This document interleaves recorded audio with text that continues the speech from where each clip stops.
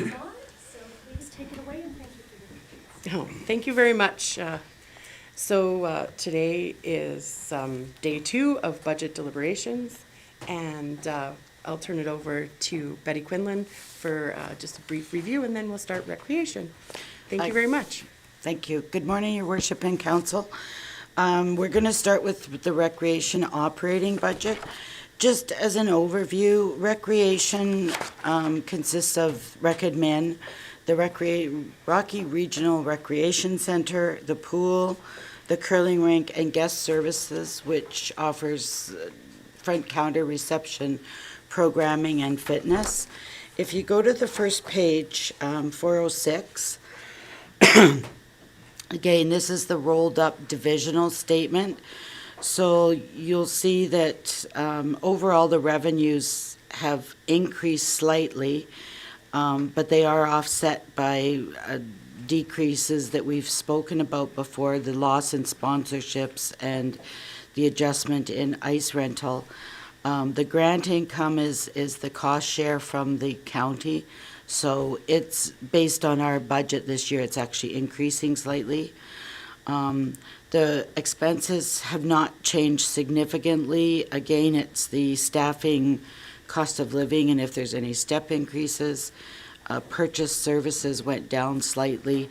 So really, there wasn't any huge changes in the activity. And with that, I will let Wes will, I won't let you, but Let me. Thank you. Wes will go through the individual departments. Perfect, thank you, and good morning, everyone.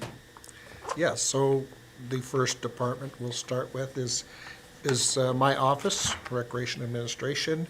I will take you to page 410. Just highlight some of the changes that Ms. Quinlan spoke about. Really, there's no changes other than the salary or wage increases as we've spoken about.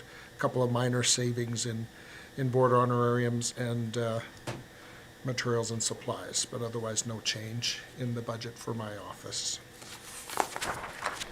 The next component would be the recreation center operations. So the recreation center is divided into the operations component and the building component. We sort of the arena side of things is the recreation center operations, and then the building itself.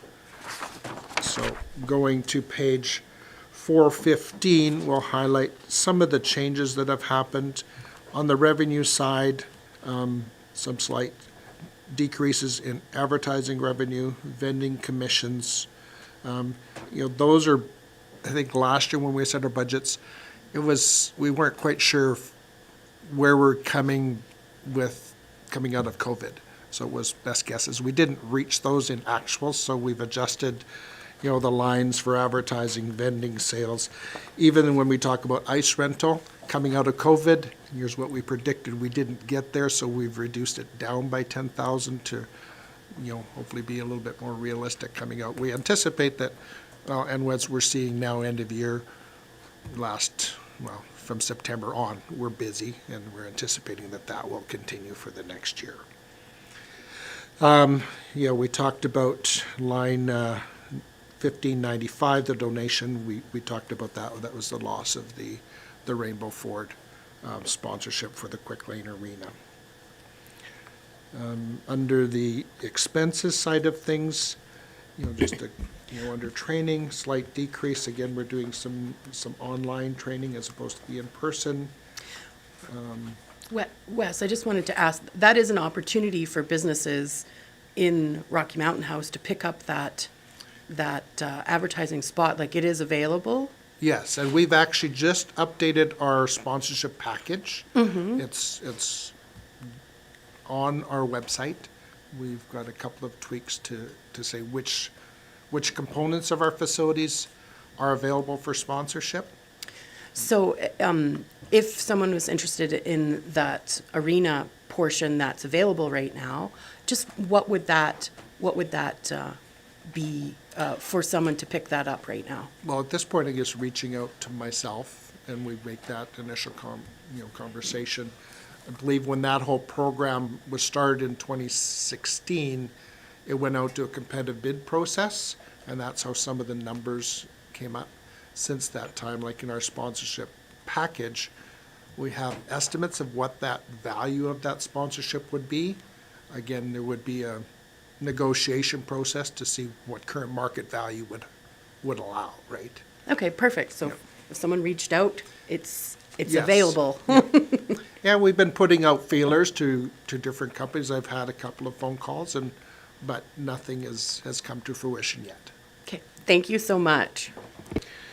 Yeah, under the expenses side of things, we found some cost saving in certain areas, $6,000 in general contract repairs.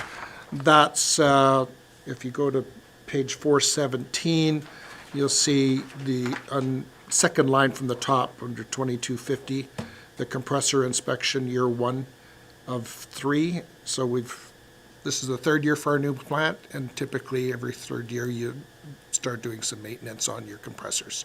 And so it was estimated $16,000 for that. So that is offset by, again, we had last year removal of and installation of the building signage with the change of sponsorship. So that's come out, this has gone in, so we have a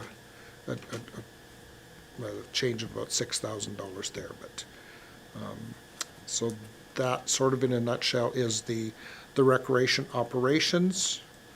Does anybody have any questions about that component so far?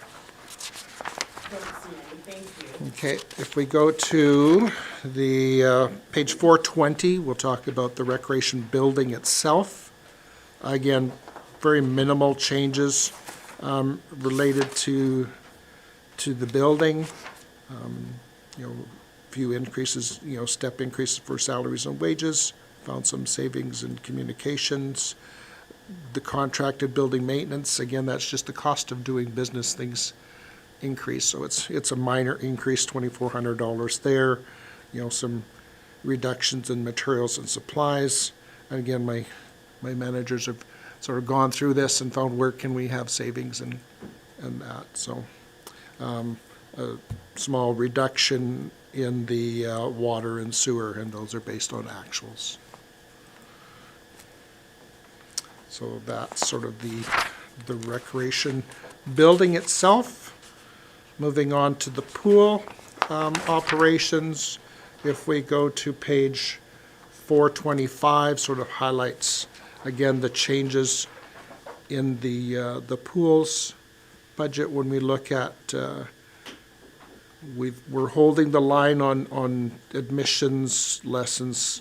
We found this year in particular, people have come back. So we're actually over budget on some of those line items, but we've held the budget as what we predicted last year. Clubs and schools, again, we've been busy with all the school bookings, the swim club, the kayaking and canoe club, so we've increased that from the revenue side of things. On the expenses side of things, salaries and wages, as we've spoke to about step increases and the COLA. A few, again, when we talk about training, staff meals and accommodations, we do a lot more online training. So really, materials and supplies, again, that's just the cost of purchasing, those types of things. Not anything major that jumps out. Thank you. I do see a question from Councillor Yes. Schipholt. And that's a question about the benefits. This department had the most significant increase in the benefits of 31%. It seems that it's not proportionate with the wage increase, and I'm just wondering why it would have went up that That's for amount the of money pool? compared to other departments. Page 425. And on, on that same line, I was curious if we're covering uniforms like shoes, because we used to cover shoes and then we're not covering shoes for a while. And then or something like that, if it was like a uniform sort of upgrade. I had that same question while I'll you were let there. Betty speak to the benefits. On the benefits, without drilling down into it, I suspect that we'd switch some of the positions. If they went from part-time or casual to full-time, then they would be eligible for benefits. That's probably the biggest thing. Yes, we did have one of our senior staff, we created last year a full-time senior guard position. So that person who had been in a casual position now bumped to So that would bump permanent. that in because you're adding the entire benefit package.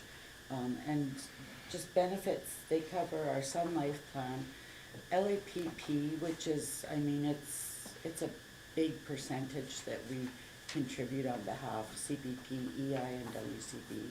So that's probably why it's jumped up so much. And I will double check it, but I'm pretty sure that's why we've gone from some part-time to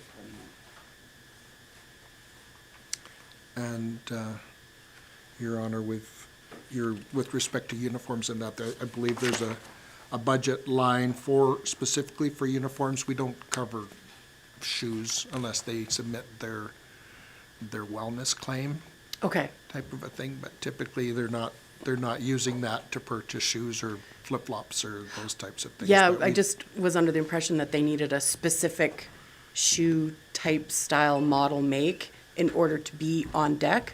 And, No, okay, They don't. okay. So the line we have for uniforms is just, the shirts they're wearing, we do provide them with a benefit for specific swimsuits and those types of things because, the chlorine just eats them up, so we do assist them Right, with that.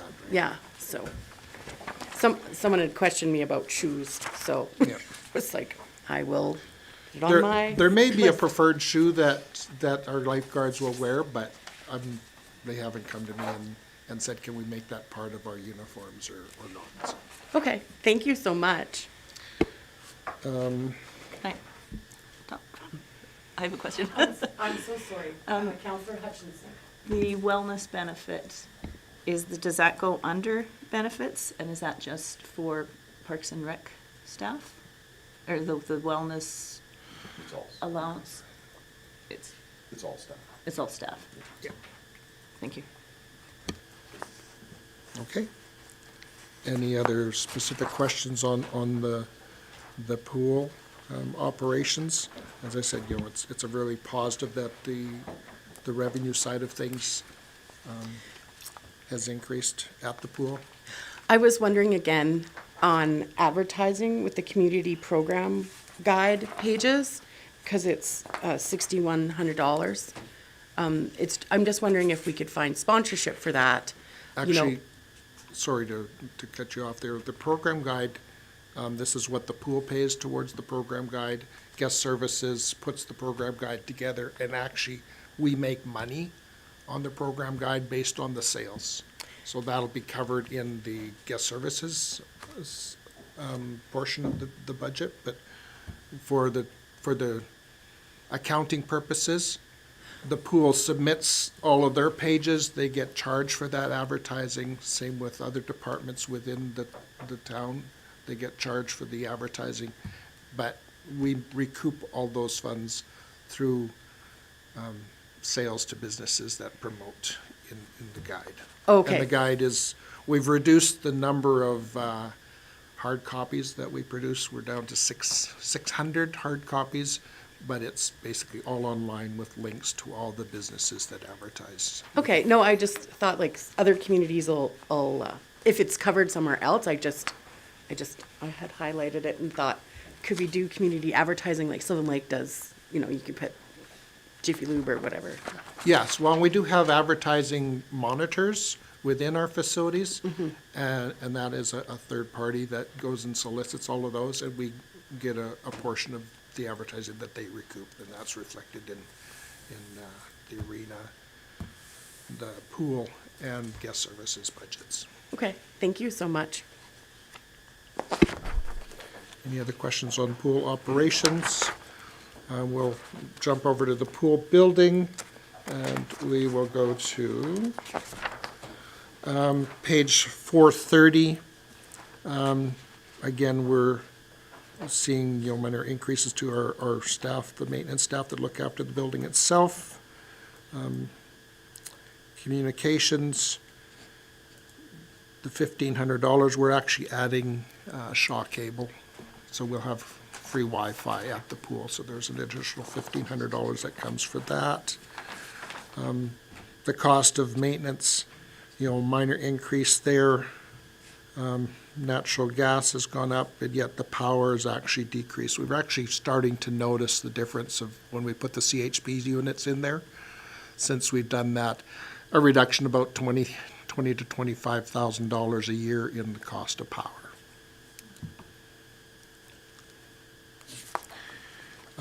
So only minor changes within that, and the big one was, the natural gas is the cost of purchasing that.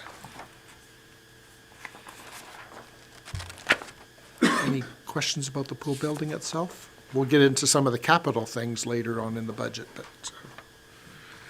curling rink admin, it's in this line, it's basically we get a portion of the rentals of the curling facility that's cost shared through our agreement with the curling club. It's usually a 60-40 split.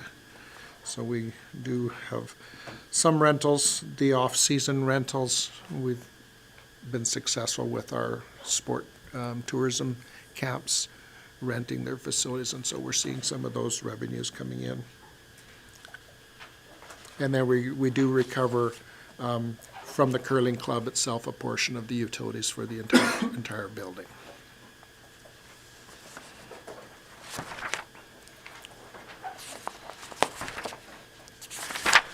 We're going to move on to guest services, programming, and fitness. And we'll start with the guest services on page 444.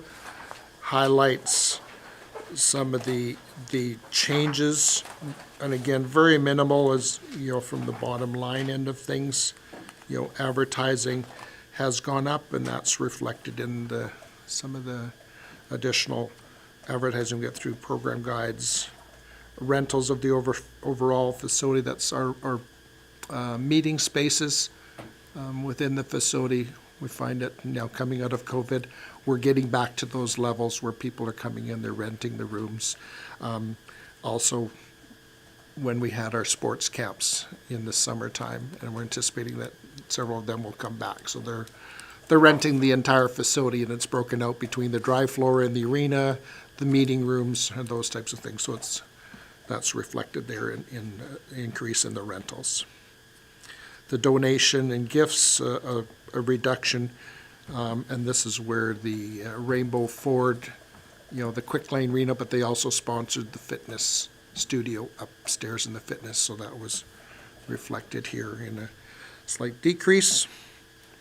And then the staff have gone through with a sharp pencil, and looks like a lot of minor little savings they found in everything from staff training to conferences, as I mentioned, communications.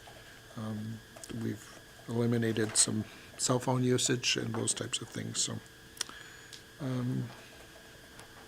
minor increase to materials and supplies, and that's just the cost of doing business. So overall, we've got about a $4,400 reduction in the cost of operations within the guest services. Recreation programming, the big change there is if you go to page 449, is the youth programming. And then we saw a huge increase in that this last summer with our summer programs, and that's reflected in about a $7,500 increase in expected revenue for the youth programming. Our programs were full. And actually, we've continued that on through the winter with one-day camps. Our camp coordinator that we had for the summer is one of our guest services clerks. And on PD days, she's doing some, specific camps, and they're sold out. So it's good that the community recognizes that we offer that type of programming for our youth. Not a lot of changes. Otherwise, again, the salary and wages lines have changed as we've spoke throughout the document. So yeah, again, a bit of an overall increase of about $7,500. Any questions specific to the recreation programming? The fitness center, again, almost zero change. We're on page 453 now, looking at that. Our expected revenues, we're on target to meet all of our projected budgets for that, so we're not anticipating. Again, it's happy to see that people are coming back. The fitness center is busy.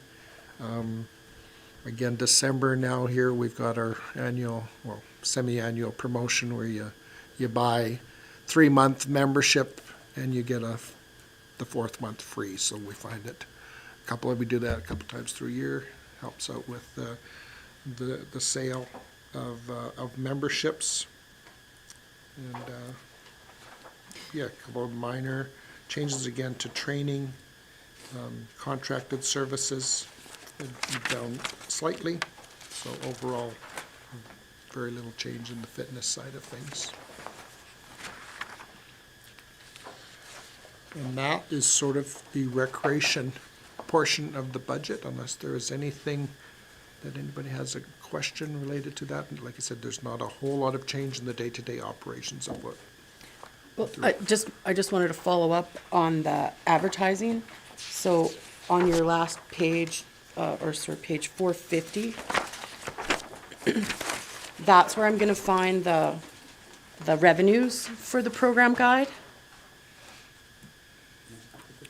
Yes, up Yeah. at the top at 1422. Yeah, so it says that it's $12,000, but if we took 61 from the other page that I'd highlighted, and this page further down on 221, program guide, 2 issues a year, it's 8,000. That's 14, so we're in a deficit of 2, plus I didn't catch every single other one. So I'm just asking if we need to increase our advertising space in that program guide, so that it can be like a zero cost. Like some communities will have not just the people that put their ad in for I give yoga lessons, but they'll do like a community business in there. And so I'm just wondering if that's something we've ever looked at doing to offset the costs, or if I'm just reading the numbers wrong, because Yeah, my understanding, this is what we pay to the Mountaineer to actually produce the 8,000 there on line 2221 under advertising. And that's the actual, they assist with putting the program guide together, and then the actual physical production of it. And then from the revenue side of things, we've budgeted 12. It actually comes in above that. Currently, we are full cost recovery on the production of the guide. And we've been able to maintain the guide at 64 pages for the last couple of years. We thought, during COVID, some of those businesses didn't have those advertising dollars, but they've continued to come back and find a value in advertising in the guide. okay, yeah, no, I was just trying to put where they go, and sometimes it's Yeah, different when it's- it's your cells or whatever you call them, centers. Yeah, when I you- wasn't sure if it was a subtotal or how it worked, so it grabbed my attention because I love our program guide for sure, but I just looking for, Yeah, if we can increase the number of ads that go in there, we're all about, and I believe that my manager does a good job of contacting the businesses that have advertised in the guide in the past and is always looking for those new opportunities. thank you very much. All right. So I see no other questions. Just double check around the table. Yep. Okay. Well, some of the next section on parks, is Mr. Shanks, but I'll try to go through some of that unless he wants to come and take the chair for a part of this. I could do the first part of the parks, but you you wanna go and do the I'll- other ones? I'll do the sections within parks that are under sort of my control, and then I'll turn it over to Mr. Shanks. So parks operations, that's Mr. Shanks' end of things. I can speak to the splash park. In this section, I'm on page 464. The local operating grant there is a cost share that we're hopeful that the county will commit to, but basically, very little change from last year to this year. The biggest expense, obviously, is the cost of water, and last year was, a very busy year. When we look at $40,000 is the cost of water going through that facility. Is there a way in the future to either store that water or recycle that water? Like it's just chlorinated sort of pool water. Could it be used for like watering the football field that's adjacent with some sort of a pump and like jug system in the, like, or like washing streets or something like that? Because that's a huge amount of water. I don't know if you'd want to put it on your garden because it's too, but Yeah, like. at this point, when the system was designed, we didn't design it to capture any of that, flow-through water to be reused elsewhere. It would require probably quite a significant capital outlay to do that, and I don't know if the benefit or that you would totally capture that would offset that. But I was just curious because like some communities will use that type of water to like flush toilets and things like that. You know what I mean? We're adding on bathrooms, and so I was just curious if there's. I mean, it's a lot of water that we, yeah. Just a comment, because I've seen both, and actually so has Wes, like, to put in recirculating versus flow-through. And I think, and I'm not the one that decided, so I won't go too far, but just, there's difficulties with the recirculating. I know the alarms would go off, then the system would be shut down for a couple hours, the kids are all upset, so it's it's a tough decision whether you do that and then have to maintain the levels versus the flow-through. I mean, there's a cost either way, but just, those are difficult decisions. So I'm not suggesting Yeah. recirculation like we do at the swimming pool. Oh, My okay. suggestion is that can we capture that water instead of running it to the wastewater system, right? Because that puts another, so $40,000 of that, it's also going to turn into a percentage of our wastewater bill. Like, instead of doing that, is there a way we could capture that water and use it to, like, when we do street cleaning, you know what I mean? Or something like that, like non-potable water that you could use in some other, and just have instead of it going completely to the lagoon or whatever system you want to call it, but capture some of it and like use it in a different format. we would have to do some research on what that, is it possible? I guess you could put underground storage tanks, run into the storage tanks, pumped out of there. Again, my previous community, they had a recirculating system. They changed to a flow-through just because of all the alarm issues and chemical issues and things like that. Yeah. They had two 3,500-gallon tanks.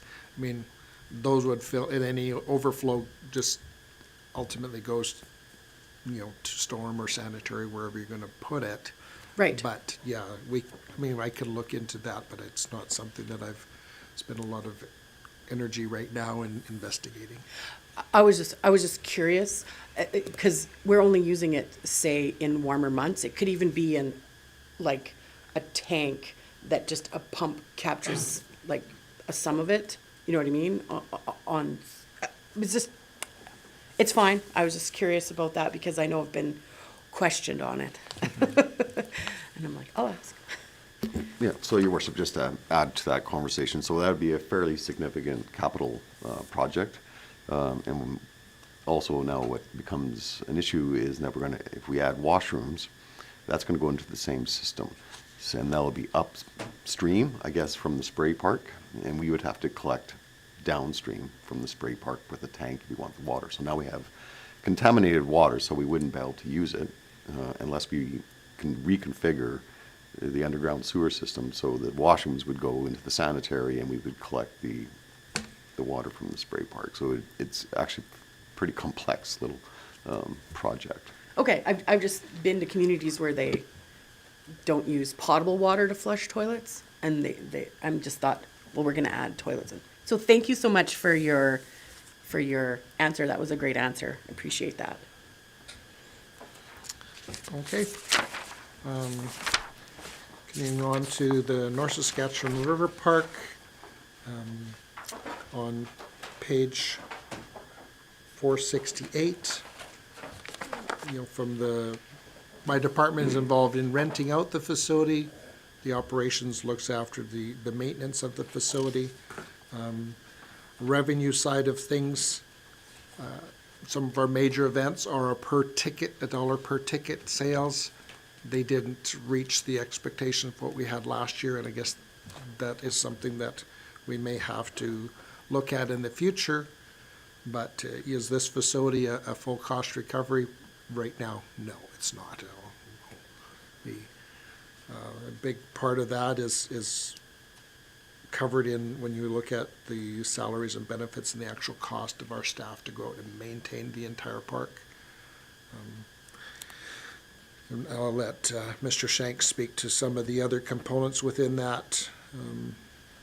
The materials and supplies for the building, that's our building maintenance person, and again, we've held the line on that specific line item.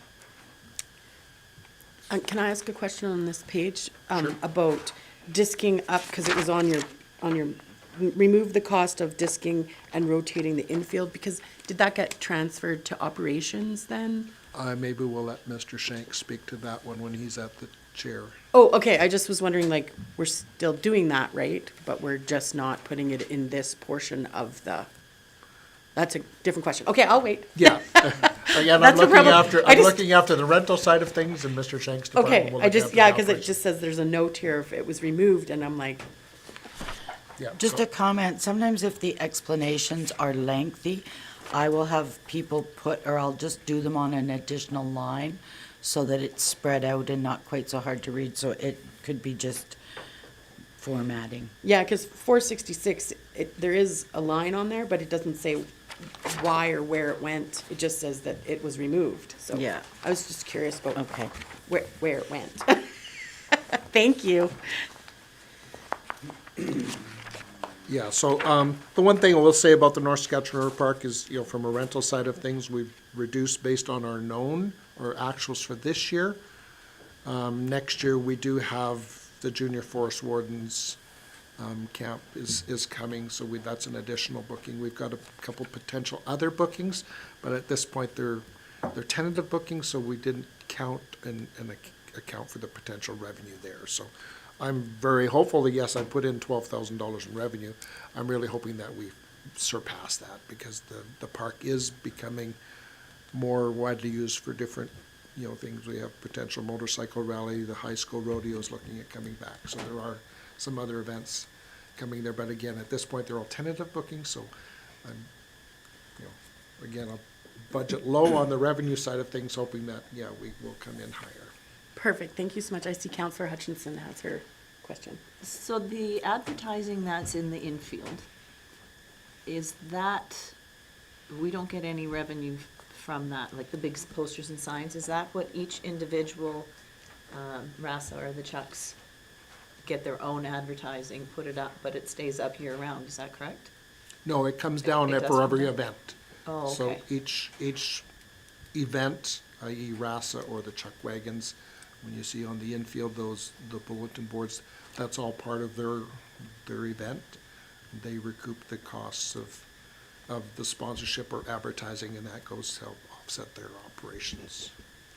And So- do we have in the sponsorship, the new sponsorship package, any opportunities for sponsorship on the entire North Saskatchewan River Park. Yes, that is one of the components that's available.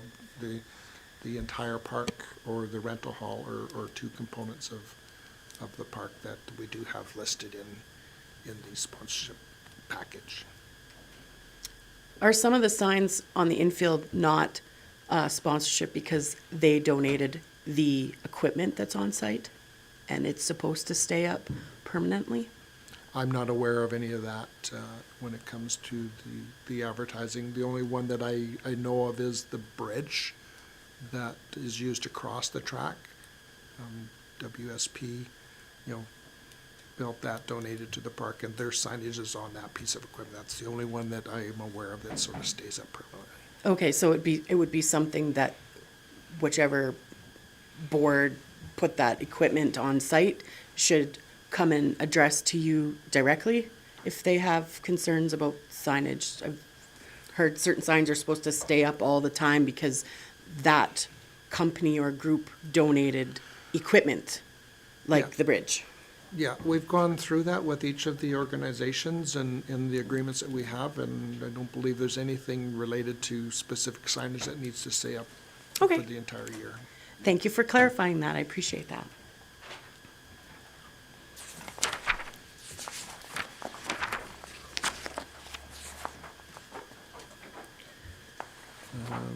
I think I'll speak a little bit to the Centennial Campground on page, let's go to page 476. Again, my department is responsible for the rentals. We moved to an online rental system this last year. It worked very, very well.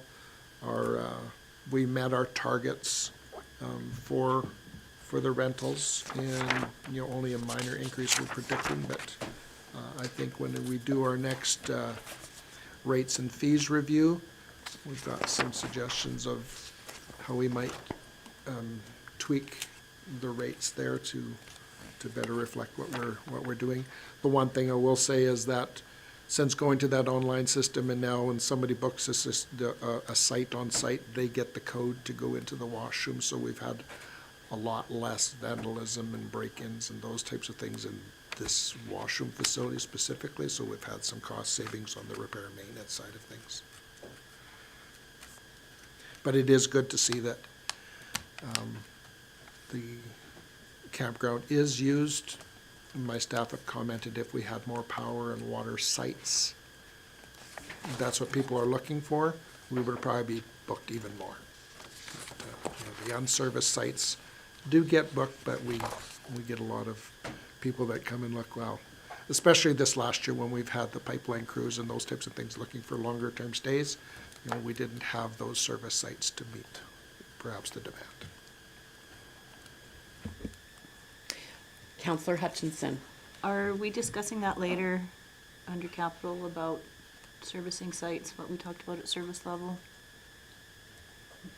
We talked about possibly looking into adding more services. I don't believe that's one of our projects for this year. I think it was going to be Yeah, I couldn't remember if that was something we talked about at service level to do now or later, or when it was. Later? yeah, I guess if you want to discuss that now, it might be an appropriate time. I'll let Mr. Kroos, confirm that, but.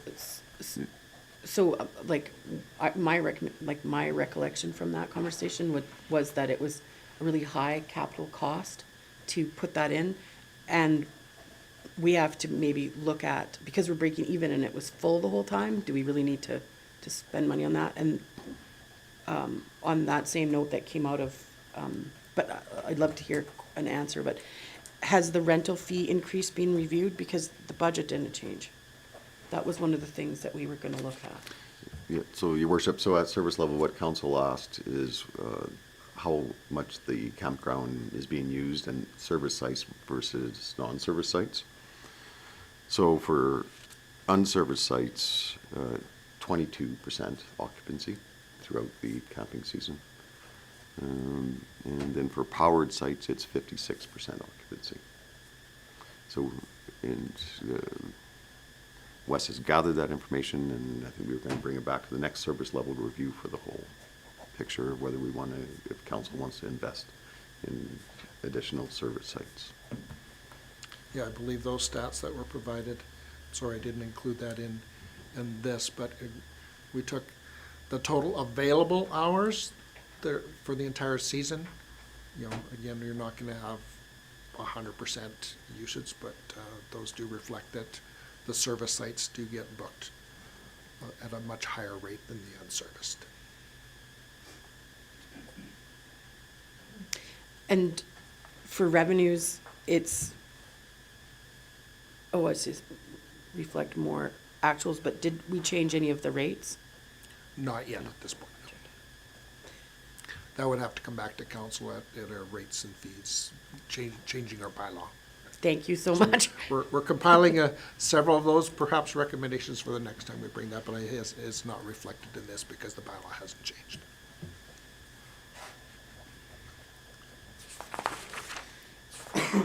We can move to the ball diamonds, page 481. One of the things you will note there on second from the top at 1560, the rentals. Again, ball came back in a big way, and that's reflected in our actuals this year. And then we've bumped from $8,600 to $19,000 in projected revenue for the park.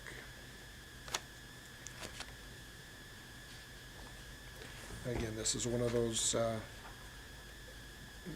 departments where I look after collecting all the revenue, and Mr. Shank's department looks after the maintenance. Good teamwork. Yes, that's working well. Mr. Kraus? Oh, sorry. Like, did I miss something there?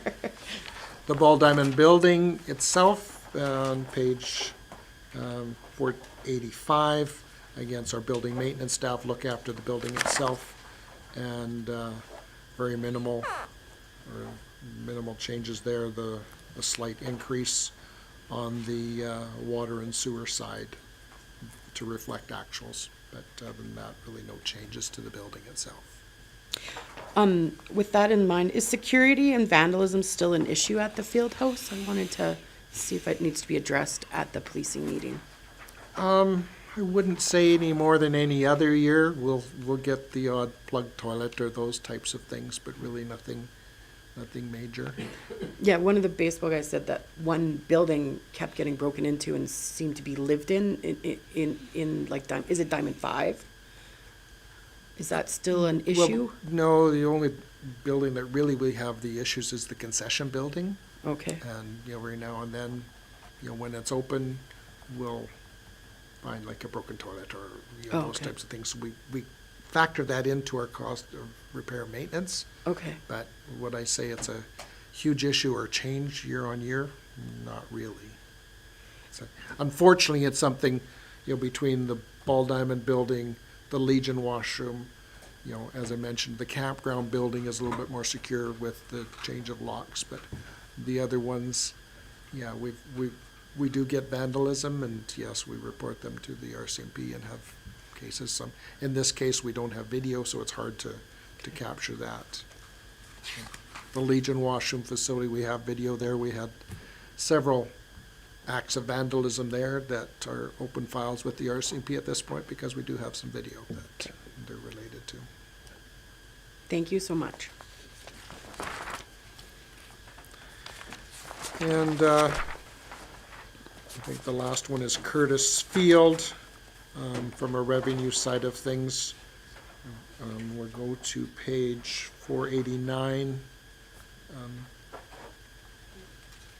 The increase in fees for general service, that's where we talked about our contract with the Wildrose School Division for the maintenance of the facility. The rentals actually have decreased. Again, those are based on actuals, and really the rentals that we have is from the football club and the soccer club that use it a little bit. The facility mostly gets used by the schools through joint use type of thing, but so based on actuals, we reduced the revenue side of things on the sports fields. The donations and gifts in kind has remained the same. Our sponsorship of the Co-op Credit Union field, that's captured in this department. So those are the changes within the parks. Any other questions perhaps for me?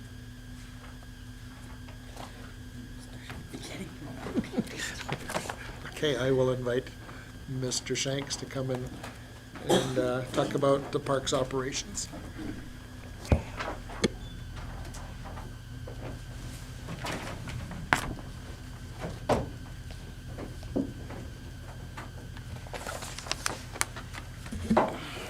Good morning, Mayor, Council.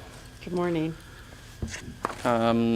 Parks operations. I guess the big thing here to note on 457 is we did have a decrease in a lot of the service by $17,000. So contracted services 11,000, materials and supplies of 4,900, and minor personnel, just relocation of the staff. Flipping over to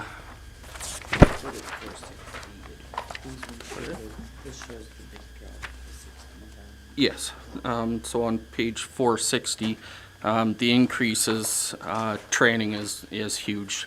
With COVID no longer here, we have to kind of play catch up and get our staffing up to snuff with our sports field maintenance, training, park inspection. These are all huge courses, and chainsaw, whatnot. This staffing and meals, again, that goes with the training for going out of town. Freight was a big thing again. Carbon tax is kind of kicking everybody. The big decrease, though, was the $16,000, and that was removing half of the paving on the walking trail. We can do smaller repairs and make our money go a lot farther. Any questions with that? Okay, I'll move ahead to 467 NSRP. For my department, the big decrease, $13,000. The disking and rotor-tilling of the infield, it still happens.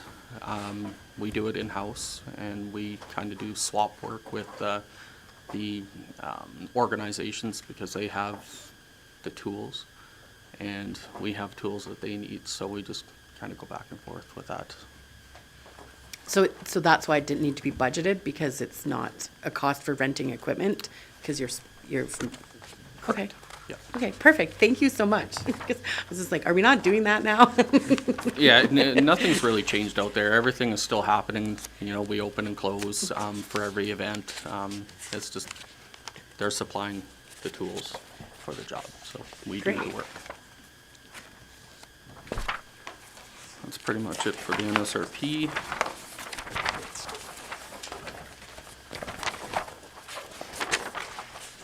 Actually, the campground, I just wanted to touch on that one a little bit. During the service levels, we did talk about seeing what it was going to cost to do the water and sewer to expand that out, and the power. We did get a quote back to do the power alone, $47,000. For how much? $47,000 just for the power. If we tackle that, part of that is to bring it up to code, because the stalls that are there now are not to code. Posts have to be in the back, type of thing. We're still waiting on the plumbing end of it, which they would have to run a whole new line because of the distance. So they'd have to increase the size of the line. So I would think we're looking at $120,000 to do that work if we were to tackle that. So. It's nice to have a cost recovery item Yes. Yes. instead of spending money. I agree. So ball diamonds on 479. our contract services had an increase, and that was for the fencing, upgrading the fencing that is there. Nothing really has changed for the rest of the ball diamonds. Curtis? Oh, I'm sorry, Yep, sorry. Counselor Hutchinson had a Just, quick yeah, question. just back to advertising for that.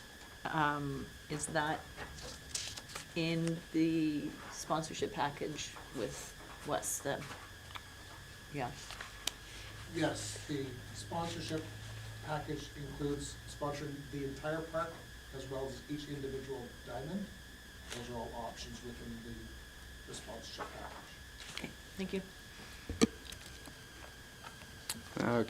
487 Curtis Field. Really, the only difference on this was the increase to the grounds and maintenance. We're looking at doing top dressing of the field at $4,500. And that would be it. Any questions? Don't see any. Thank you so much.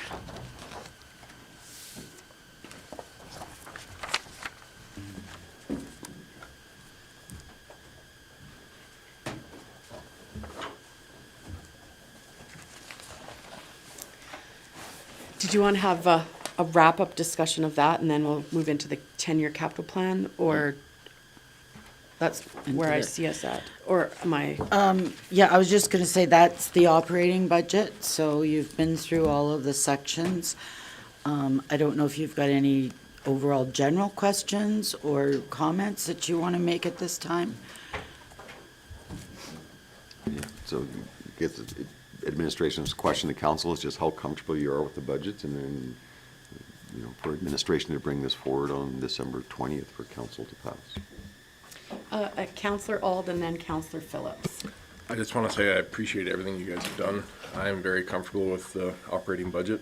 You can see where all your staff has cut the fat where you can, and I think you guys have done an amazing job the first 3 years. This one is Thank you. on par. Counselor Phillips? Yes, I echo that. I mean, there's been a lot of really, really, really good work done in here. Betty, you know the budget backwards and forwards. That's obvious. So that's very good. One thing, I'm comfortable with the budget, operational budget as is. I just wonder if we should maybe go back looking at the option 2, option 3, option 1, and decide if that's something we want to go. Would you need to know that prior to the budget being approved, or is that something that happens when we go into the tax portion of it? I was thinking about it last night, and the CAO might want to comment. You could indicate a preference. I mean, if we picked now, it would be better. Once we do the budgets, you know, I was thinking after budgets are approved, especially on the 20th, we do press releases. We like to release information to the public. And I mean, the highlight that people usually want to know is what's your tax increase, right?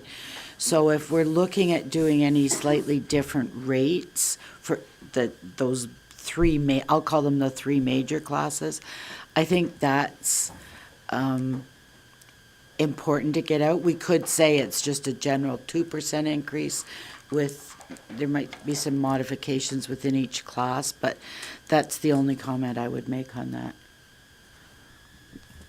So, Your Worship, I agree with Betty. I think it'd be better if we had direction on that, because once the assessment comes in February, Betty can our finance staff can just start preparing the tax bylaw.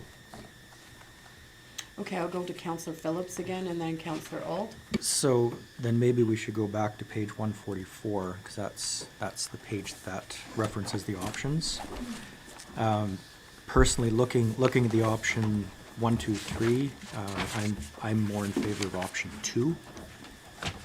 But of course, that's where we're having the discussion on right now. So when we're discussing option two, can I have just a little bit of clarification?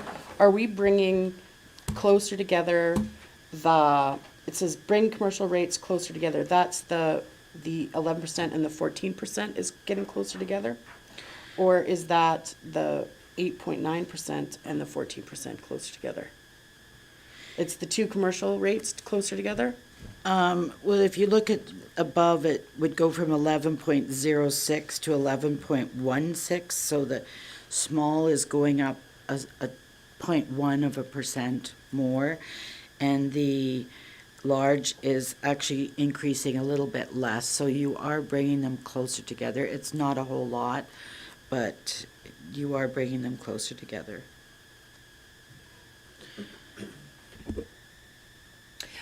Counselor Alt?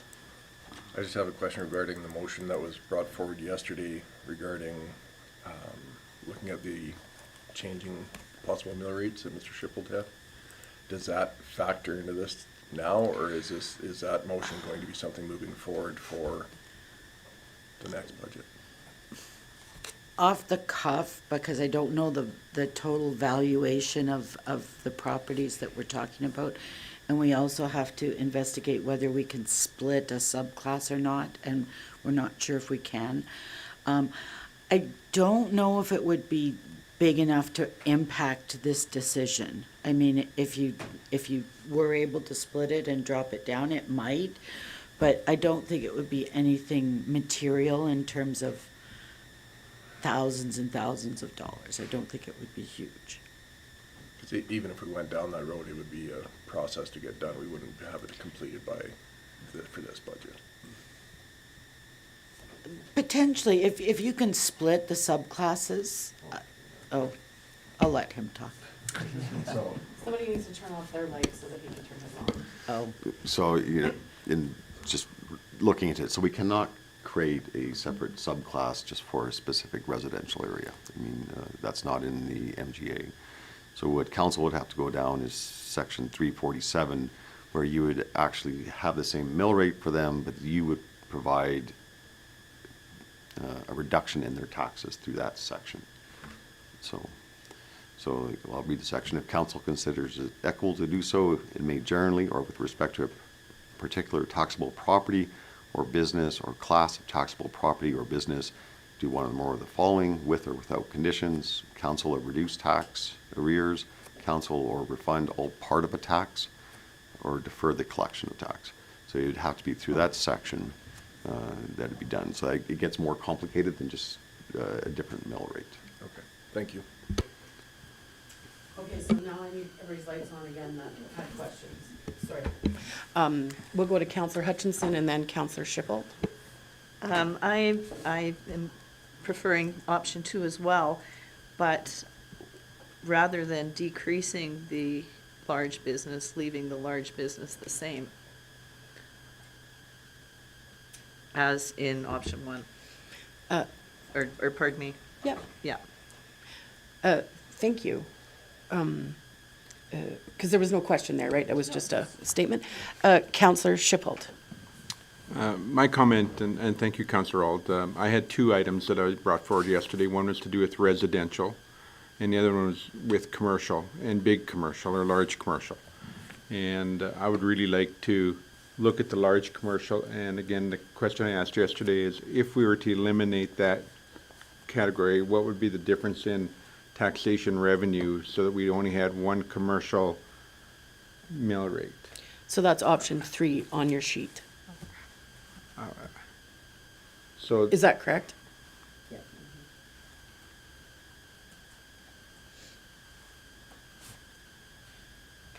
Do you want to go over option 3 again to clarify? Because that's what happens with option 3, right? Is that there's only one mill rate, but there's some big, so option 3, and I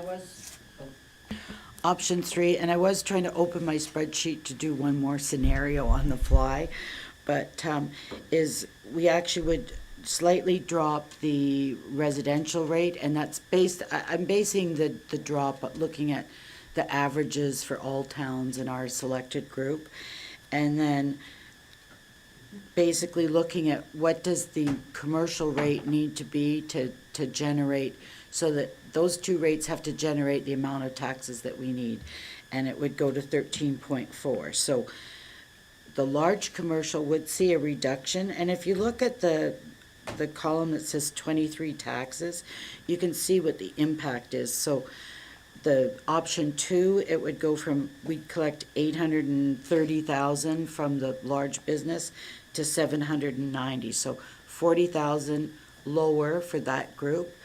But for the small commercial, it would go from 1964 to 2364, so, you know, a significant. I'm just not following those numbers where you're pulling those from.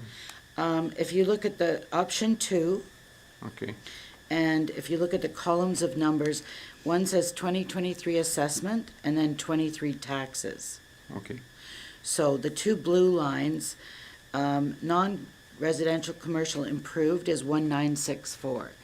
So that's the amount of taxes we would collect if we charged them 11.16% Mill tax rate. rate. Yeah. If you go down to option 3 with one commercial tax rate, that group would jump, if we change their tax rate from 11.1 to 13.4, that group, their individual taxes would jump by, from 1964 to 2364. So almost more than $400,000. Yeah, because to get them all evened out, it's the small group that's gonna have to come up. When I worked with this, trying to look at splitting, one of the issues we have is that the residential is 672 million, whereas when we look at the commercial, I mean, it's 242 million. So there's such a big difference between them that if you, does that make sense? So trying to move towards the average. I was gonna try to do another one that was more on the fly, just to see if we kept the residential rate higher. So I could look at that and let you know or come back to it. So with option 3, are you suggesting there a 4.8% decrease in taxes? Yes. So what And- would happen if you left it where it was today?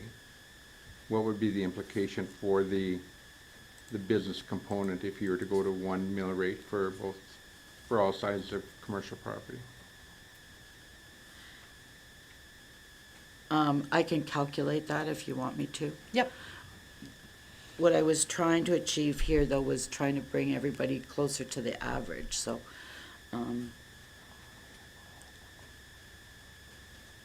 With option 3, yeah. Yeah, and I Yeah, I was appreciate trying to that. do two things at one Yeah. time, like get rid of the rate, but also be reflective of, you know, sort of what our counterparts are doing, so. If we left the residential rate at 0 increase and then looked at the commercial, it'd be interesting to know what the implication would be on the mill rate for commercial then. at the same rate, If in this case, the residential. like number 3, right? Number 3. Yeah. I'm just trying to massage number 3 to see what the numbers would look like if in fact we didn't decrease residential and we brought commercial into one mill rate for both large and small so that we don't chase anybody away and make that more user-friendly for the commercial businesses. So he's saying number 3, but instead of reducing the residential rate to 8.4, keeping it at 8.79, like, at the very top? And what would, 0.98. sorry, 8 point, because there's Yeah. 3 different rates. You got 22 taxes was 8.79, right? Yeah, So if we kept, and correct me if I'm wrong, but if we kept 8.79 for residential and then made one mill rate for commercial, what would that mill rate be? So really, I mean, Betty would have to figure out the mill rate. So you were looking at $300,000 of taxes that you'd be maintaining in the residential and then reducing in the non-res. So 300,000 from 3 million approximately. We probably wouldn't drop that mill rate very much, but Betty would have to calculate that But out. to that, in the two options above, we're looking at increasing residential. Yeah. Right. So if we went with a small increase to residential, I'm just trying to make it palatable, Yeah. or my thinking is that, to try to make it more user-friendly. I mean, So I think I'm understanding, Councillor Schipel, that you're looking for a modified option 2. No, he's looking for a modified option 3. Yeah. Well, No, Well, no. well, with residential, you're looking at like option 2 for residential, right? Where there's a Yes. slight increase? yeah, Yeah. okay. And then. Option 3 for the commercial. Yeah. I couldn't calculate it. Maybe if I could come back after lunch with Yeah. something on that, I would, would Well, would that we're gonna work? take a 5-minute break and you can do it. Okay. Or if you take a break, I could do some preliminaries, yeah. he's teasing. Okay, I so guess- did we want to, because that's the same option I would prefer, is number 3 and number 2 combined together, where, and I would like to see those numbers. So could we table this discussion until a little further on in the agenda? And then we have possibly after lunch, and then we can come back. Is there another scenario you'd like to research as well? I just want to make sure that if it doesn't have traction, that we're not wasting Betty's Yeah. time. Yeah. So I would like to say that we maybe just do a stick vote or something to that effect to see if, to me, it's community-friendly, business-friendly, and we go forward from there, so. And I know people who have left our community because of that, in terms of commercial businesses, so. So I'm going to let Councillor Phillips speak, and then we'll see where that goes. So my only concern with an option 3 is the swing that we're gonna see on the small business tax. It's gonna be a rather large swing for some of them. When you talk about, there's one that it's $21,000 swing for one particular business, that is a very large pill to swallow for a small business. When it comes to a large business that has millions of dollars of revenue, that's a different story, but that's my only concern with swinging all the way to option 3, is that there's going to be some small businesses that are going to be financially impacted hard. I do, however, like components of what you're talking about, of potentially keeping the residential at 0, and then seeing if we can do a modified version between 2 and 3, maybe not swinging all the way over yet for small and big, but maybe make a bit of a difference, and over a number of years you can make that change happen, as opposed to going from here to here and putting financial hardship on small businesses. I would like to maybe see that change happen over a couple of years, but I do like the option of not, just having a 0 residential and making the small and large business gap different. Thank you. So I agree with Mr. Schipholt, and then I'll go to Councillor Auld, that I would like to see the rate at 8.79 rather than trying to get it to be the average of Alberta for the residential, and then have one rate. Because I think if we raise it up 4% on residential, it's going to reduce, like it does up above, the small business impact. And so now we'll hear from Councillor Auld. Yeah, I think there's only 2 or 3 businesses in town where the large taxes is an actual local business. Seeing the small businesses make up the difference of that, I think is going to be very detrimental. We've already got lots of people that are complaining about the small businesses, the taxes that they're paying right now. I wouldn't be in favor of seeing both of them jump up to 13.44. It's going to put a lot of strain on those small businesses. I'm in favor of number 2. It's a slight increase for their residential. It does bring the small business up a little bit, brings this large business down a hair. I'm afraid if we jump the small businesses up that much, it's definitely gonna hurt a lot of our local businesses. It doesn't bring the large business down, it brings it up, it goes from 13.77 to 14.1. It goes from option 1, 14, I was referring to option 1. with Oh, the I see, 14.1. between option 1 and 2. My apologies. Counselor Hutchinson. I'm kind of all over the place with this one. I don't want to see an increase in residential, but I think everybody has to be realistic, and I think the 2% isn't that outrageous, given what the rest of Canada is having to do. I'm like Councillor Auld, a little bit hesitant on jumping up on the small business too extreme, like to option 3. But I think that the large business, we could definitely, and that's why I went with option 2, but not the large business, putting them up to maybe the option 1 rate. If everybody else is gonna have a slight increase, even though we wanna close that gap, but I don't know that this is the time with the small businesses to be increasing too high.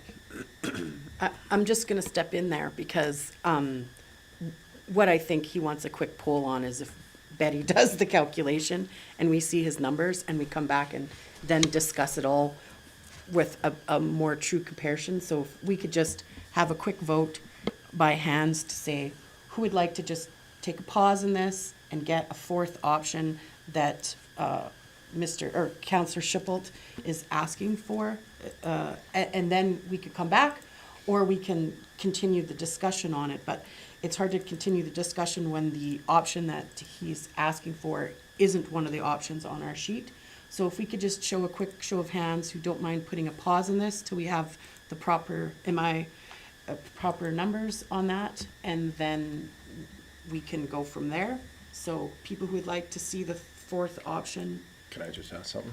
Can I just Yes. have Councillor Schipholt, can you rephrase exactly what you are looking for and not, just so it's clear? So I don't want to punish small business, that's not where I'm going on this. What I want to do is bring down the large business mill rate that we see here. And I think in here, I read someplace there's 46 businesses that are affected by it on the tax roll. 7. Huh? 47's on the 47? list. So it does impact a lot of businesses within our community. So what I'm really looking for is a small increase in residential, so that'd be option 2. And then with option 3, the ability to amalgamate the two rates together for both regular business and large business, and see what impact that would have on a small business. And you could be 100% right. If it impacts a small business substantially, then that may not work. But until I see the numbers, or until we see the numbers, it's hard to determine, in fact, if that could work. So that's where I'm at on that. It impacts a lot of businesses in town, and if there's 46 or 47, at the same time, I don't want it impacting 286. us.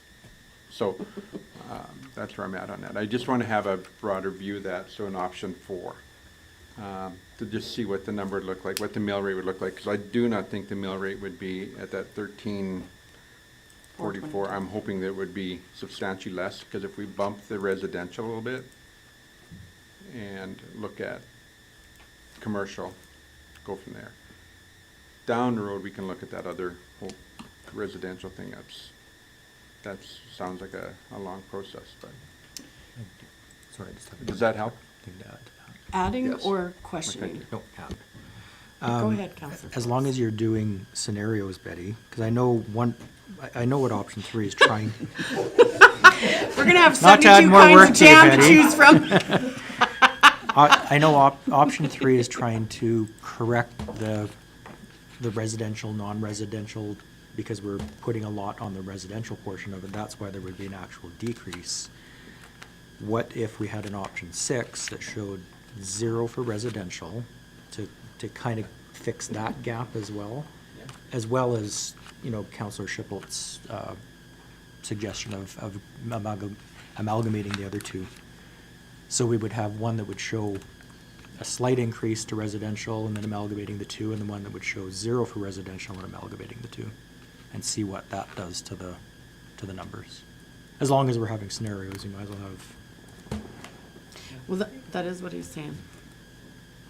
Well, Councillor Schipholt had a small increase. A small increase in residential. Councillor Phillips saying no increase in residential, and I'm okay with looking at that as At well. both of them, yeah. I mean, Yeah, because option, Okay, so- option 3 is trying to bring I'm gonna go- residential and non-residential. I'm gonna go so, back. Yeah. So now that we have 2 more options to look at, are we okay to put a pause in this and move to something else in the agenda till we get the numbers? So everybody's hands up so I can see. So that looks like we will put a pause in this discussion until further in the agenda so that we can come back to it with numbers we can look at. And then if anybody has any questions, we'll, for clarification, you go right to Betty at the next break before she does all her things. So with that being said, it's almost, would you like a recess? Okay, all right, I'm following the thing and it says 10:30. So, we'll take a brief 10-minute recess.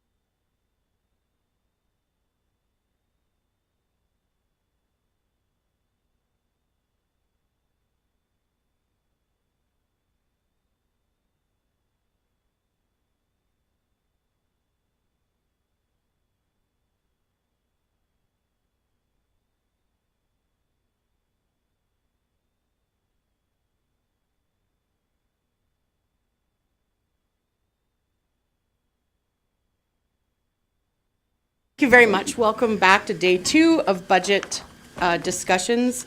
We are moving forward in the agenda, and I'm going to turn over to Betty Quinlan for the introduction and 10-year capital plan funding and debt and reserves.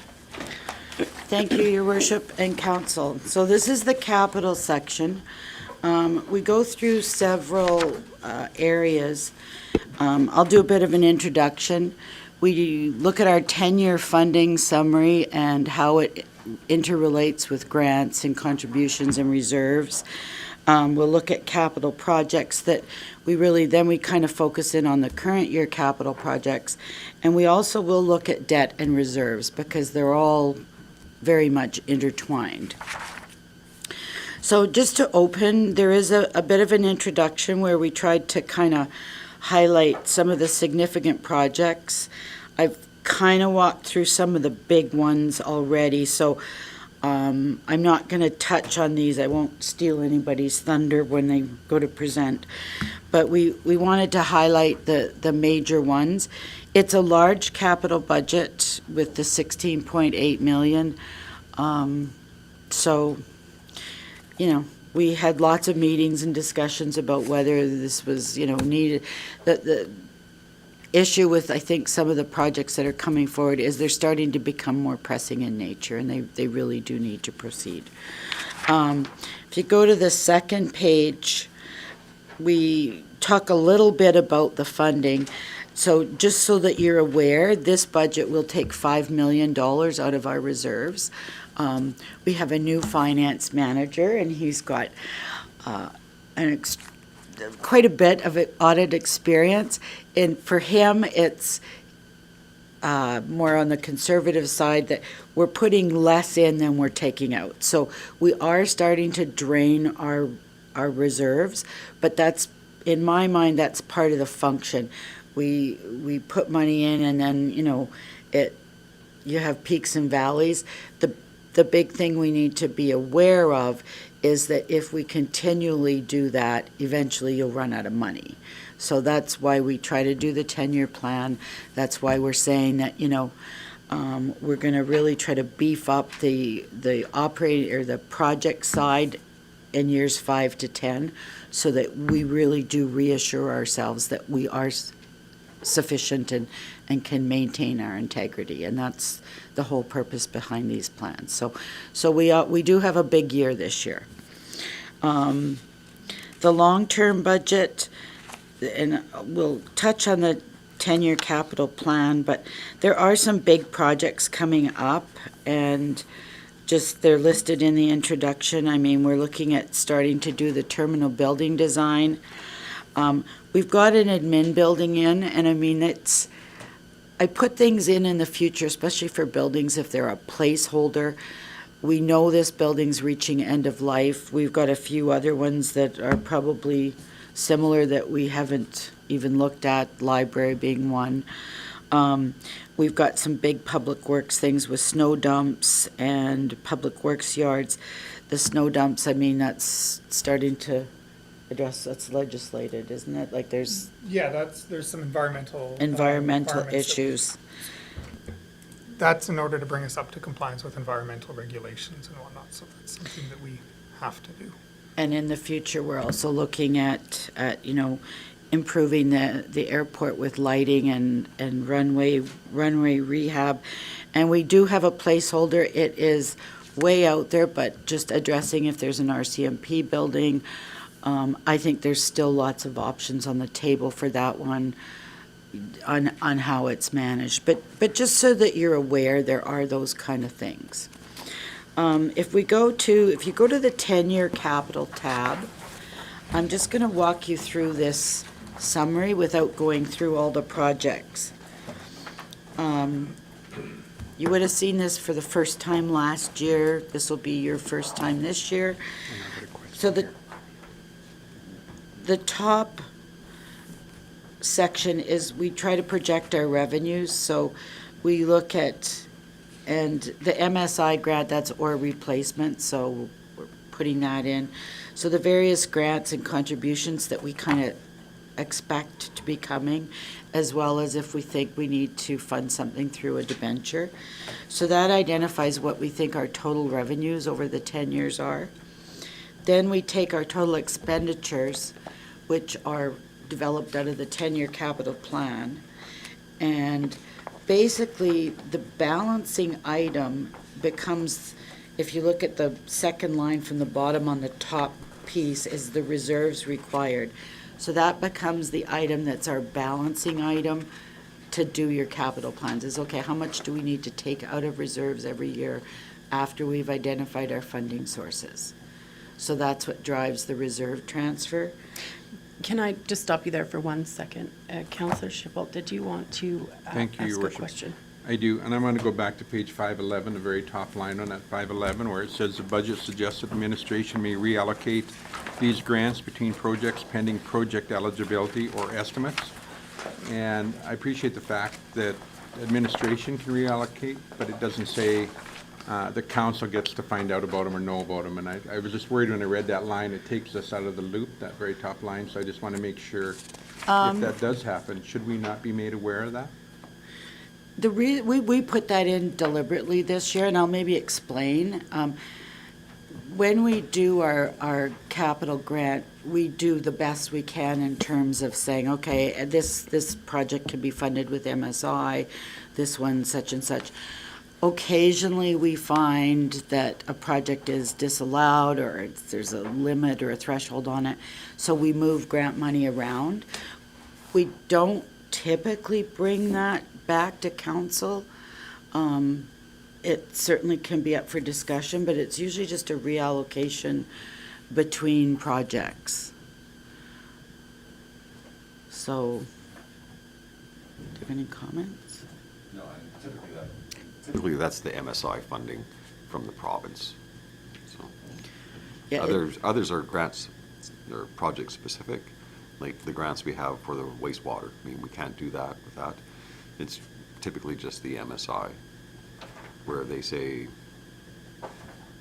or the federal gas tax, so there's the two. I mean, if we did a big change, we certainly can bring it, but just, we thought we'd put that in there because we do our best to estimate which grants it will flow through.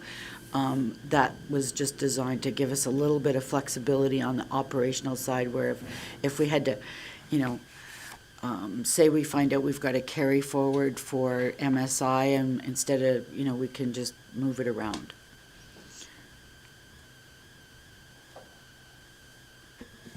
Councillor Schipel? I understand where you're at. I just think that if there is something substantial and it is moved, I think it's worthy for council to know about it. Maybe everybody else disagrees, but I think anytime there's money being not used where it was allocated to be used, we should likely know about it. Okay. Yeah, and that's fine. That's not a problem. Mr. Kraus, do you need a motion or anything for that? Okay. Okay, thank you very much. So we'll go back to the 10-year funding summary. So as I was saying, the reserves are what is the balancing item in that. And then if you look down at the bottom, we show what we project our reserve balances to be. So we've got an opening balance, and we have to project this for this year because we're not done this year end. So so we've got an opening balance right now of 19 million, and then it shows money coming in and money going out, and it'll show you the closing balance. So that's the one that I always try to look at. Without going back to last year's, I'd say this is actually looks like it's increasing slightly. But you can see that even though there's ebbs and flows in the reserve balances, you're still maintaining a balance. We're not going into the hole. That's when you are going to start worrying. And we split out the transfers between general capital and then utilities because we try to keep them separate. I have a question. When we talked to Mr. Shanks yesterday, and we could do more, upgrades on infrastructure, roads and sewers and blah, blah, blah, and maybe, I don't know when we're at a point where our costs for repairs outweigh the cost to like, I don't, Right. that's a definitely above my pay grade, but I'm just wondering if we should be putting more or spending more, now in the hopes to try catch up with our infrastructure deficits. Like, Who wants to go first? I'll go. So that is a big part of the 10-year plan. So a big part of the 10-year plan is identifying enough work that we stay ahead and we're not falling further behind. But a lot of Rocky Mountain House, and due to our size, a lot of it was built in the 50s and 60s, and a lot of it is reaching end of life. More than would be feasible to replace at that same rate that it was built. So for a few years, we are going to fall a little bit further behind, but again, it won't necessarily impact service levels to residences. The roads will be maintained and everything else. There's just a lot of them that'll be need doing at once. So you'll see us doing more mill than overlays. You'll see us doing Surrey sleals. You might see some other minor repairs for underground infrastructure. And unfortunately, our Public Works Department is really efficient at doing water breaks. It's quite cost effective, unfortunately, for them to do water breaks up to a point. So again, kudos to our crews, because that allows us to spread those out. Also, the infrastructure that we're putting in the ground, their service life is longer. So we're not falling behind, and we're never going to catch up. Things are improving, and there's a light at the end of the tunnel is how we're going, and so that's a big part of the 10-year plan. Is we don't want to propose a 10-year plan knowing that we're going to make things worse. Thank you very much. I believe at this point, Councillor Phillips has a question. Not really a question, more of just an observation. Just looking at, we have 13.9 million as a closing balance this year, and in 2032 we have a balance of 13.9 million as a closing balance as well. And that shows me that, yes, we're going to have the ebbs and tides, like you said, but based on that, the capital we have in this year's budget and the capital we have outlaid for the next 10 years is being responsibly managed. So that's what this report shows to me, that we have the We same are balance. maintaining a healthy balance, and I guess the only thing I would say is that I know we need to look at the farther years out. Years 5 to 10 are probably a little on the light side. So that's where we go to Sean, okay, we're going to let you do more roads, right? And make sure we try to identify as many projects that we know are coming so that it's realistic. So this might be a little on the high side, but, and just to tell you, the first column is actually a total. So yeah, it is the same, but it's the same number. But we're going from 15 million from this year to 13 million. So we really are maintaining it, but we will continue to make sure that we make this as strong a document as possible, because I do think it's really important.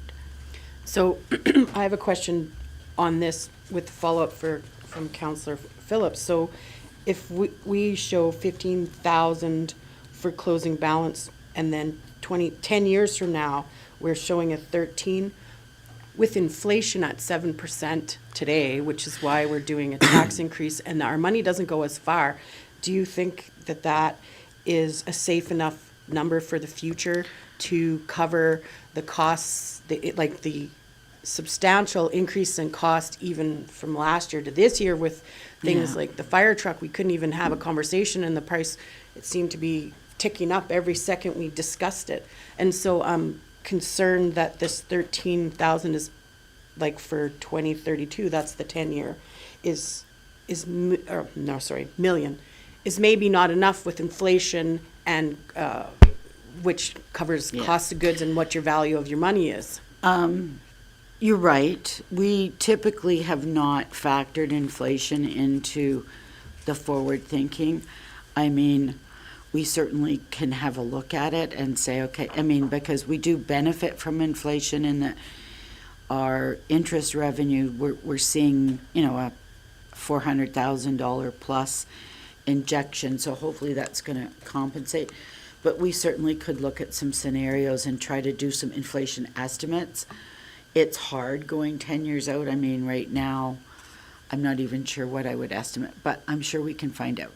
But we could certainly look at it just to make sure that we're not eroding our base. Absolutely. Yeah, I'm not suggesting that this is fabulous, it's fantastic, but when we bought 2 water filters, because we don't know if we can get them and what the price is gonna be Yeah. 6 months from now, it makes me concerned that 10 years from now, what will we need to replace a road compared to today? No, and I mean, 10 years ago, it has changed, so we can certainly look at it just to validate that, we're not, absolutely. Thank you, I really appreciate that. So that's sort of the 10-year funding summary. I'm not going to go through, we do provide you with a 10-year plan. I'm not going to go through it in detail, but we populate it. The first couple pages are your funding sources. So, I mean, we're, again, going 10 years out, you're sort of looking at, okay, we can use this grant for this, and we've populated and funded every project. So we show it by group, so it shows where we've got external contributions, an MSI grant, et cetera. And then we do list the projects that are going out for 10 years. And again, we'll continue to work on this where we don't know exact numbers. I like to put in, I call it a placeholder, but like a replacement program. If you know that you're buying one big piece of equipment every year, put 250,000 in. I mean, we found out they're 750. So, put those line items in. They might be just a single number going out in the future, but then when we hit that year, you'll see it break down into actual items. If they don't need it, I know sometimes operations has spoken to me and said, well, I don't need it this year, but next year I need to spend $500,000. So it's like, okay, we'll move it into that year. And having this in a software program that's designed for budgeting certainly makes it much easier to manage and do those far out forecasts. Like it's just makes Excel spreadsheets more like working with pencil and paper. So it really has improved our ability to do this. So I won't go through all the projects. The last page that I just want to bring your attention to is the debt and reserves. And again, we show you the reserves. So this is just our current activity on the reserves. It shows you what our 2022 closing estimates are, and we just look at the projects. We work with operations to come up with what we think we're going to look like by the end of the year, and then it's the additions coming in and expenditures, and then come up with our closing balance and assign interest. So this is just showing you the mechanics of how we do monitor the reserves on a yearly basis.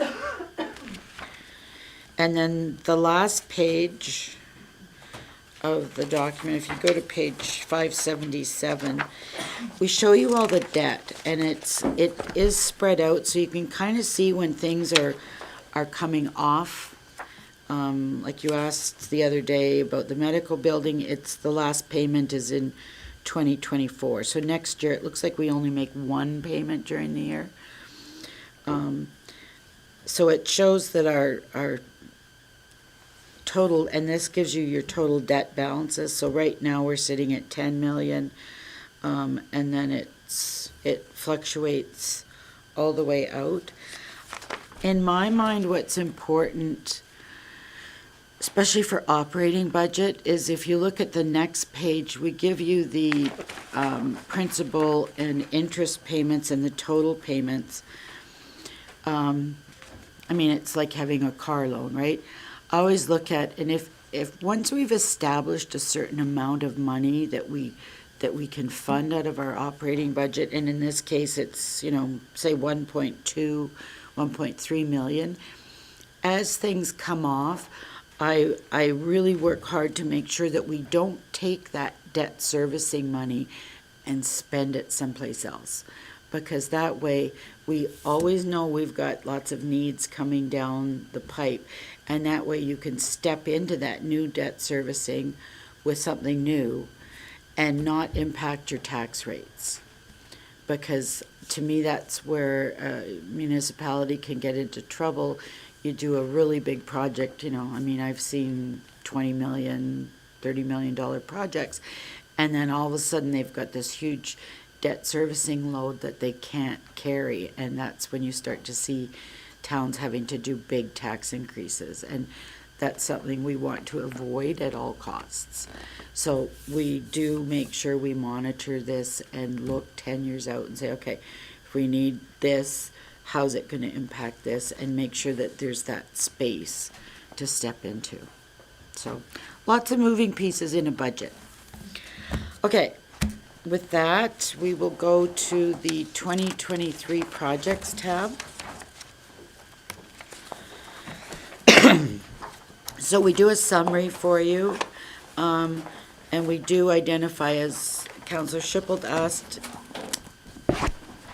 page 513. Should say current, should say 2023 projects. So we do list all of the projects, and then we try to identify whether we think it's coming out of a reserve. We do a county cost share line separate, just so that when we present to them, we've got it pulled out. And then under grant, debt, or other, and we've got a comment line where we say what grant we think it's going to be, and we can certainly advise you if we think needs to be a change. So we have a summary page, and then each project that's a current project has its own descriptor. So each director will go through those. And you were asking me if I would do the administration. Forgot we even had any, sorry. Okay, so there's 4 in administration this year. The administration building, we've kind of talked about it briefly. We're doing a feasibility study. We've got the preliminary report, and we're gonna have a final meeting before it's brought back. So I thought we wanna put this in. This building is reaching its end of life, and we've put $100,000 in the event that we decide that we're gonna go ahead with one of the options. And then at least there's money there if there's a decision to start looking at design. Is there questions or comments? On the page? Yeah. Councillor Shippold. Thank you. I want to talk about the tractor for the airport, the mowing tractor for $55,000. Okay. If we need something that elaborate for the airport. So, okay. So there's a large area around the runway that requires routine maintenance, and it has to be kept fairly low for wildlife and other concerns in order to maintain their current status. So a less elaborate or one would struggle out there. It would both take the operator a lot longer, and it's not perfectly smooth out there. It's not a super landscaped area, but we do have to maintain it to a certain level. So it's on page 529, yeah. So it's replacing that existing piece of equipment from 1982 minus the bucket. So it hooks onto the mower. So while we're at a pause, Councillor Phillips also has a question. Are you? Okay, thank you. Well, while we're on that topic of the mower, during the last ICC meeting, I believe, we had discussed, potentially the county may have pieces of equipment that could be used out there, so that may be an option, may not turn out to be an option, but there's a potential to have that sharing of a piece of equipment that they have out in that area already that could assist. So just so you're aware that could be an option as well. I see another question. Counselor Boniface? A question about the emergency generator. I see you budgeted 250,000. What is the KVW that is required to run that facility? Because $250,000 is a pretty substantial generator. So we've had, I forget the electricians companies, but yeah, we've done an assessment of it, especially the water treatment plant. It's quite a beefy one because of the 3 pumps and the ramp up for them. We've learned lessons from other disasters, speaking mostly of Fort Mac, when you need water, the power might be out and you might need a lot of water. So running the plant on a bare minimum really isn't best practices. And so we need to spec the generator. If it's going to be an emergency backup, it needs to function as such, which unfortunately is quite large. I agree, but do you know the KVW? I don't have Because the at number in front of me, 50,000 but it was calculated by the electricians and the mechanical. Because that seems like an awful lot. I mean, a rig generator that powers a rig is the same amount of money, and that powers an entire rig. So I'm just curious on how big a rig. I might turn that over to Mr. Rob Shanks, who probably has that KV more top of mind than exactly what was there, but I don't have that number in front of me. I don't- So, I do know, we've reached out to Modern Electric, they came in, they did tell us, they gave us 2 options. One option, excuse me, was for certain items that we could go with. The second option was to do it all. We went for it all. The number that you see there was, budgeted high. The number we got back for just the unit itself is quite a bit lower. And it'll be natural gas? no. It'll be diesel. We don't have the gas lines. There's no to gas pass lines to the, to be there. So, and it's just more than the generator. So we have to have it engineered. So we have to pay for engineering That fees. makes sense now. You know, we have to install a concrete pad for it to be on, run the lines in, transfer switches, all of that. So it's just, it's more, the project's bigger than just the generator. Oh, So, I yeah. understand how it works. It seems like an awful lot of money for, We're anticipating. engineering is probably a third of it. We're anticipating to come just under 200, so there's pretty much a $50,000 contingency built into That that makes budget. sense. Thank you So- very much.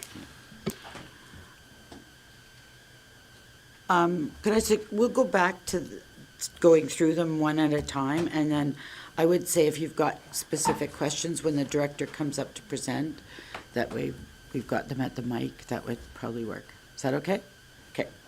So, no questions on the admin building? Okay. And we will be bringing this feasibility report to you, possibly January, something like that.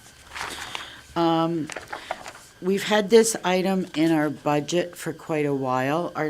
We have 14 servers. I didn't know that. I looked that up. Our servers are reaching end of life, and we were able to buy warranty for them for a year extension, but we do need to replace them. We have and are looking at sort of trying to move to more cloud-based, but I'm still reluctant not to have a server on site. It just, that's kind of the brains of the whole electronic operation. So we have budgeted for this, and would replace I think it's the 3 main existing servers. that's a good price for 3. I know, yeah. They've come down a lot, but they're still expensive. And then the next 2 are actually related. We are saving money on postage. I feel like I'm doing both sides, but we've got a stuffer and our mailer, and they're both giving us a lot of grief. Apparently last Friday, it refused to operate, and the finance manager was made to help stuff. I'm not sure how many envelopes, but if it was utilities, it would have been a lot. 2,000 some odd envelopes. So we've put in 12,500 and 5,000 for this to get a stuffer and a mailer that that will accommodate and speed up the process and not be quite so finicky and break down. We've had lots of issues with them. Questions? No? Okay. Okay, All right. now we're into the, All right, so I'll just carry on then. We'll go through with the vac truck and sewer flusher. So our unit is aging. It's requiring more mechanical repairs. Also, this unit specifically is really important for emergencies or whatnot. It's our go-to tool for repairs, for maintenance, for a lot of things. So we really need it. When we need it, we need it. And so we're quite worried about that. It is quite a costly item, but it is something that Public Works Department absolutely needs. So, Councillor Schipult has a question. Could this be set over for 1 more year or 2 years if need be? so part of this is last year we didn't buy the piece of equipment in order to help fund this one. Also, even if we do put it out for tender right away, there is a long lead time on these items. So we might not actually receive it for a couple of years, even if we put it out for tender right now. So we're going to have to make do, more than likely, unless there's some special case or something becomes available. But I hope that answers your question. I see Councillor Hutchinson has a question. So would this work along the same lines as the ladder truck where 2023 deposit is put down and then balance for future? Or is it a lump sum on waiting for delivery? We probably require to put a deposit down, but we're hoping to have it delivered in 2023, so we budgeted for the full year.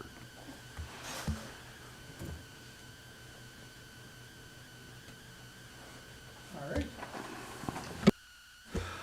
That brings us to the Public Works Yard. So there's a study that sort of will identify the needs for the Public Works Yards, because we're aware of a few deficiencies in both of our buildings.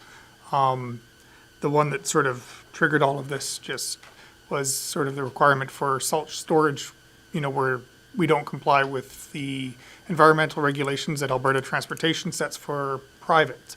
And so we foresee those standards being applied to municipalities soon, and we don't meet those.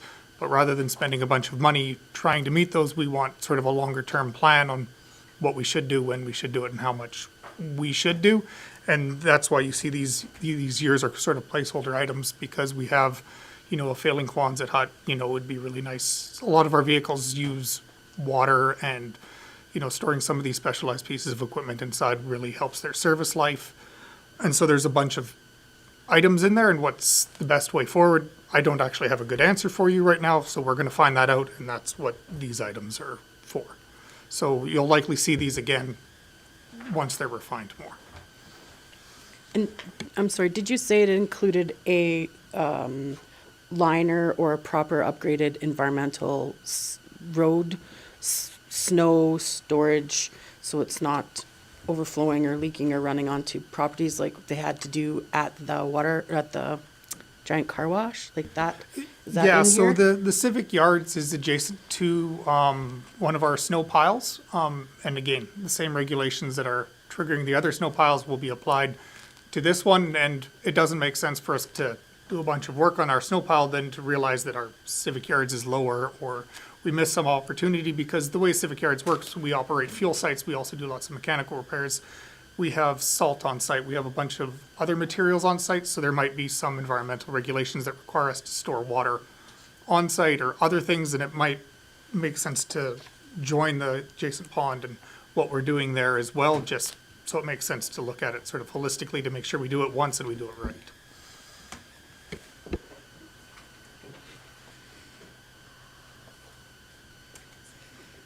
Sorry, Councillor Boniface? I've noticed for a very long time that we do not have an alt fab building over top of our sand and salt. Is that one of the things you're looking at with this?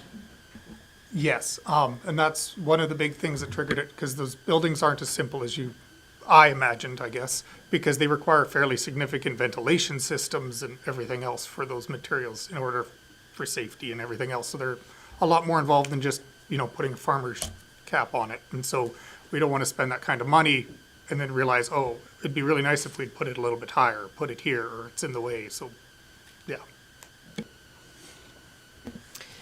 Councillor Shippold.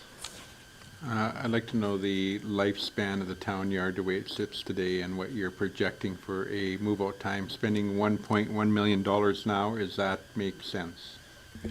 That is also one of the exact concerns. How much space do we need? Coming up sort of with a 50-year plan for the site is part of this, right? We don't want to spend a bunch of money and having to keep spending money. We want to know that what we're doing is right, and that's also part of it. So my question is, what is the lifespan of our present town yard? I would say it's at least 20 years. In order to get further out than that, that's a big part of the study. And again, it depends on town growth, right? Because the town grows, the amount of stuff we need grows. But there's lots of options, but there's no deadline on having to move out of that site or anything that would force us to move. And we do have some land to the south, so I don't see us moving. Also, being fairly central into the town is quite beneficial because we do lots of hauling, and being sort of central saves our mowers don't have to, if we went out to the county where there's lots of land, all our mowers would have to drive into town. And that becomes problematic, especially for smaller tasks or snow plowing and whatnot. So being central is quite advantageous, and I think it'd be a big disadvantage for us to move. So I think long-term, we're looking at staying there. I would hope that we would only look at property within the boundaries of the town and not the county. Thank you. Whatever's most cost effective.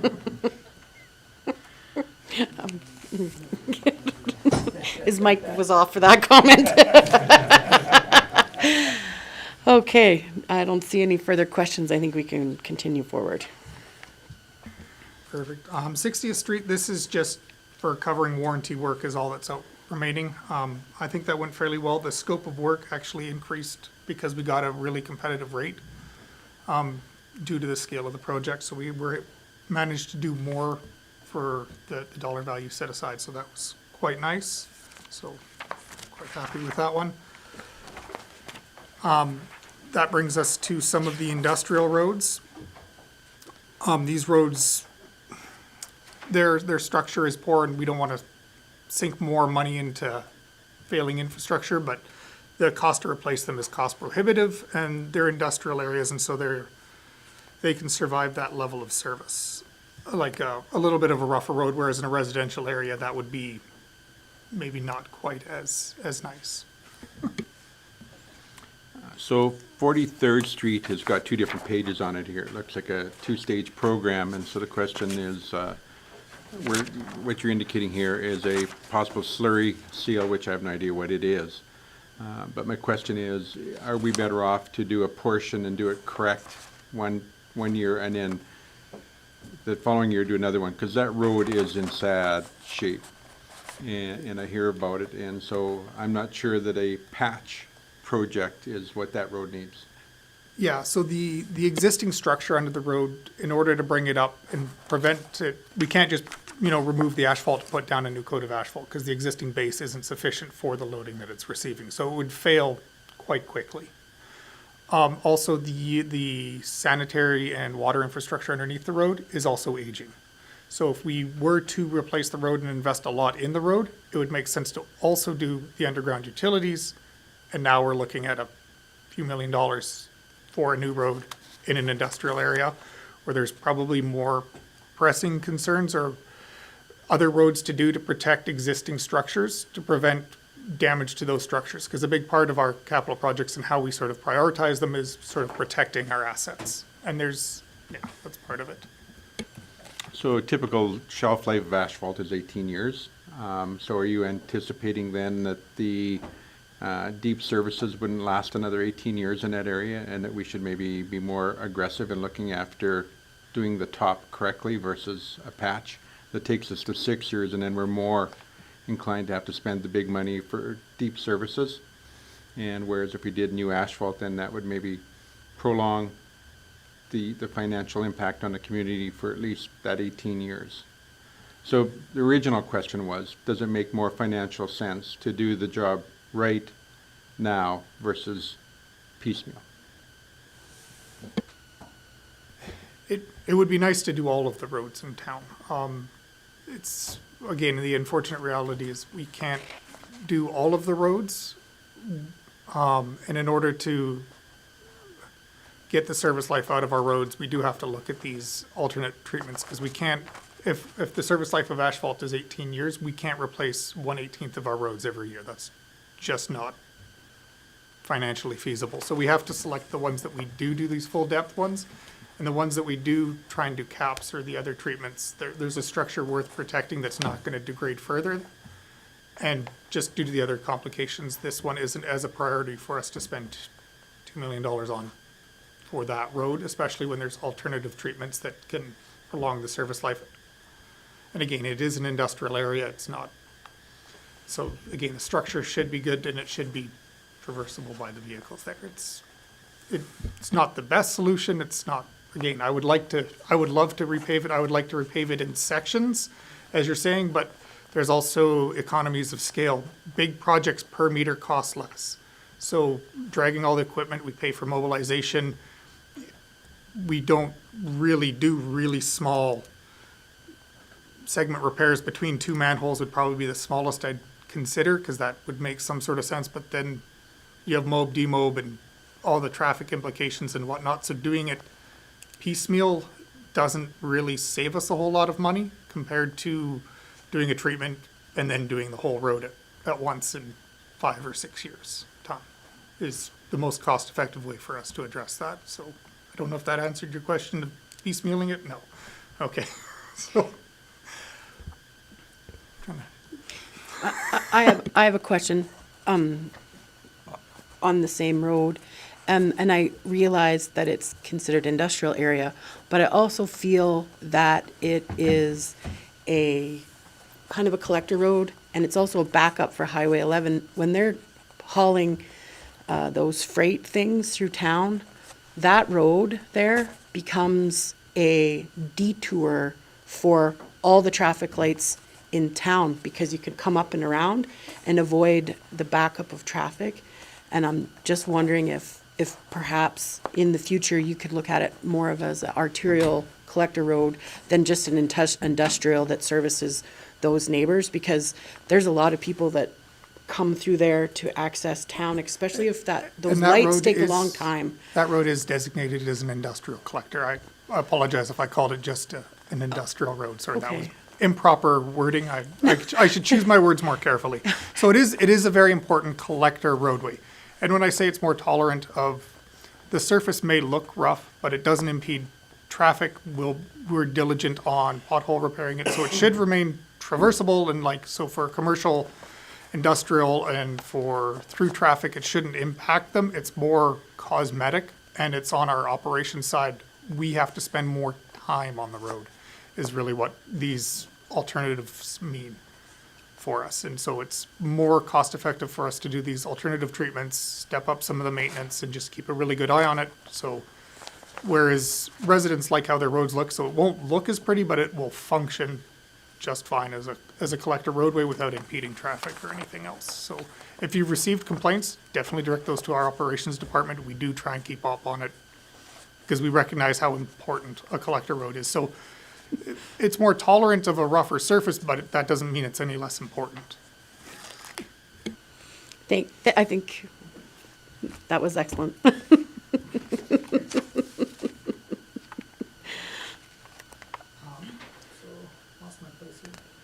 523. All right, so 54th Street is mostly complete. There's some really minor landscaping, and you'll see some other work out back there. Overall, I think reception has been positive. I drive there fairly regularly, and the sidewalks are used, and it's quite a good connection for us. Sorry, this question's probably for Mr. Kraus, because, and it's sort of not relevant to this, but what portion would Laban pay of that $3.8 million to have that access in there? Or what have they paid of that? Just as a curiosity. Is it 2 million? just over 2 million. So they paid for or will be paying 100% of the portion in the Creekside side, so south of the tracks. Okay. And they've paid that already, or they're going to? We are in agreement with them. They have to pay us, there's 2 triggers. It was 2 years from CCC or construction completion certificate, and that's been triggered, or they do any development against the road. Okay. The second question I have, and that's regarding flooding of that road. And when I drove it and I see it, the road is lower than the actual land on both sides. I go like, what the heck? So I wonder, somebody engineered this thing. Did we ever go after the engineer to say, hey, this thing is flooding, we're not getting what we got? And Yeah, it may have been absolutely. discussed We did. previously. And I think it's the first time our Public Works Department seen me get mad, to be honest with you. And that's actually being corrected today. That was a design flaw. There was a drainage ditch that went straight across where 54th was built. And they did a catch basin design to put it into our storm that was insufficient design. So that causes the flooding. And we're actually out there today, I think, with the corrective measure to that. And we're running a ditch, rerouting that ditch straight into Trappers Creek. So it won't actually have to go into the storm system right now. Under control. Thank you.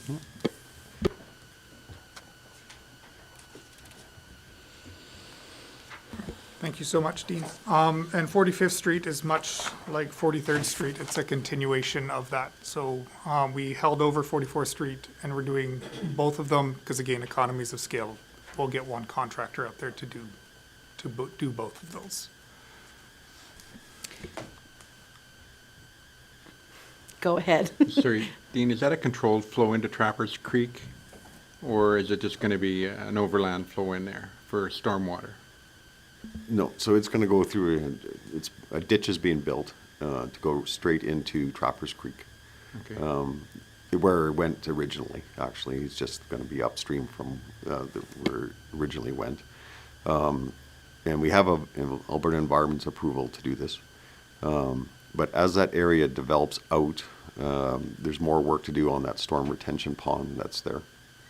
And it's actually designed or planned to be more like of a marshland, and this ditch will eventually run through that waste or stormwater control.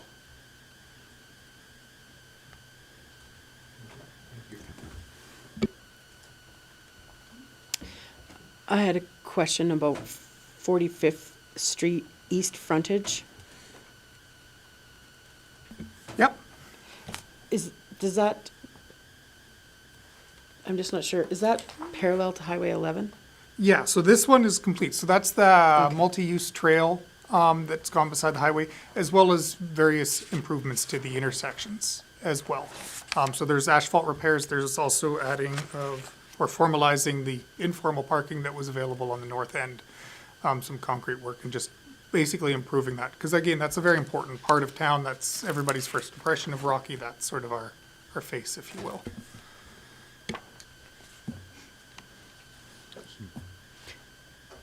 Did you have a follow-up?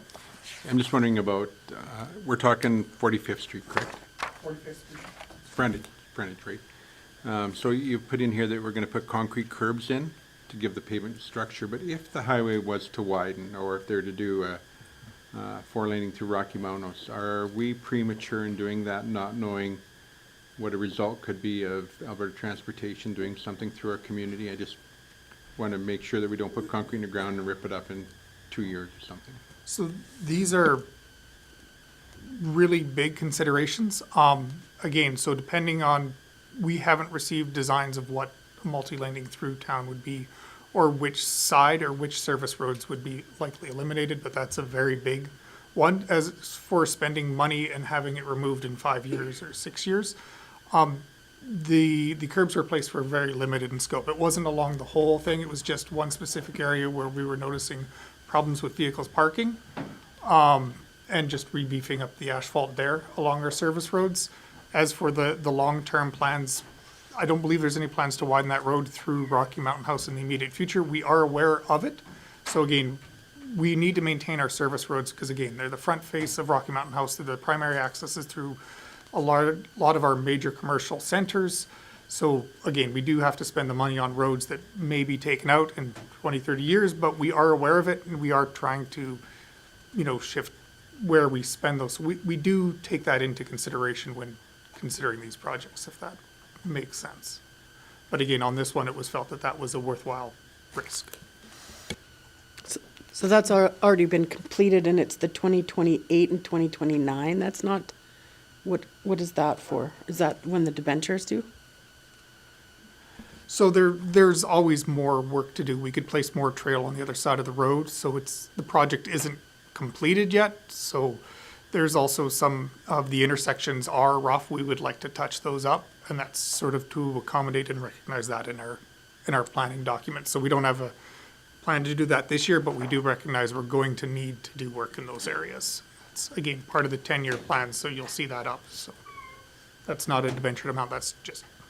Yeah, and also the trail wasn't fully extended to the bridge. There's small items of work that it either didn't make sense to do or wasn't cost effective to do immediately. The big thing was getting what we got done. Thank you very much. That brings us to Poplar Boulevard.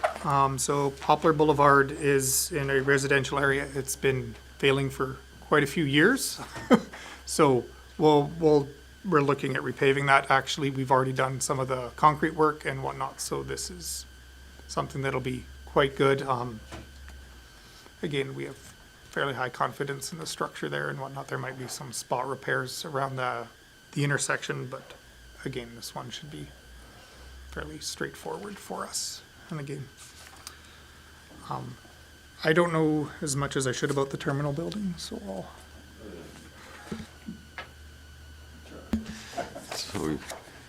So for the airport, the terminal building, so that's been on the books for a few years now. So we have concept plans done by that, and so it's really the county and the town coming together to determine the size of that terminal building. So for 2022, it is just figuring out the size of that building between the two municipalities and then starting the design on it. And that's what that funding is for. And that funding is actually covered by a grant, the ACP grant, the Alberta Community Partnership Grant. Any questions on terminal? Thank you very much. I didn't see any other questions, I'm sorry. So, Sorry, Councillor Boniface has a question. Mr. Kraus, can you explain to me again, what is the necessity to replace that building? Because I know we did a tour of it and everything else, but I wasn't even clear at that time. The concerns that they had out there, I felt that could be addressed. And so it seemed that more of a want than a need. And can you explain to me that, please? can I? Probably not. No, I mean, it was an idea that came up through the airport committee for a new building. And it went up to both councils and applying for a grant for feasibility study and concept drawings. So it's at the council's level versus administrative level. So it's more of a request through the airport committee than it was through administration. Thank you very much.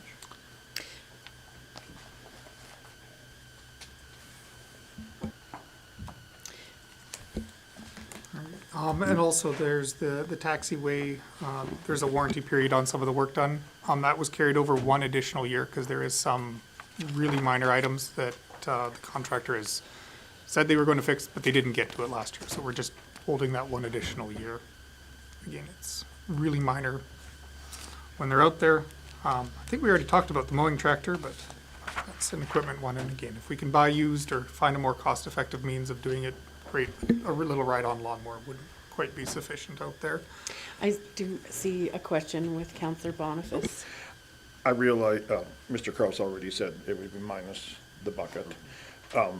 And I'm guessing this tractor here is just a photograph. Yeah.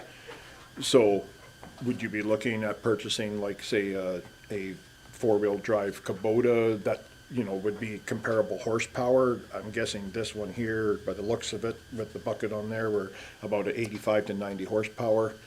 So would you be looking at like a proper piece of machinery? Because this is more of an industrial piece of machinery, where an agricultural piece of machinery has the same.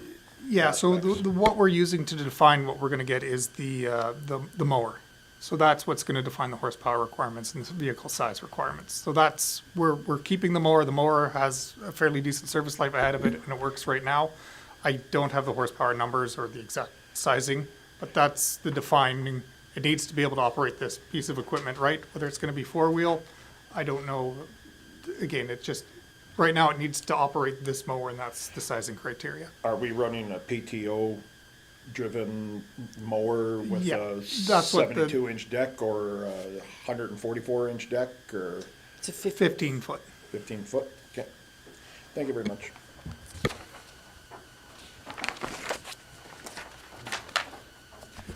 And the airport's also looking at the existing taxiway, just, again, they're doing more refurbishments of that out there, just, again, the taxiway is holding water in some areas and the cracks are threatening the underground structure.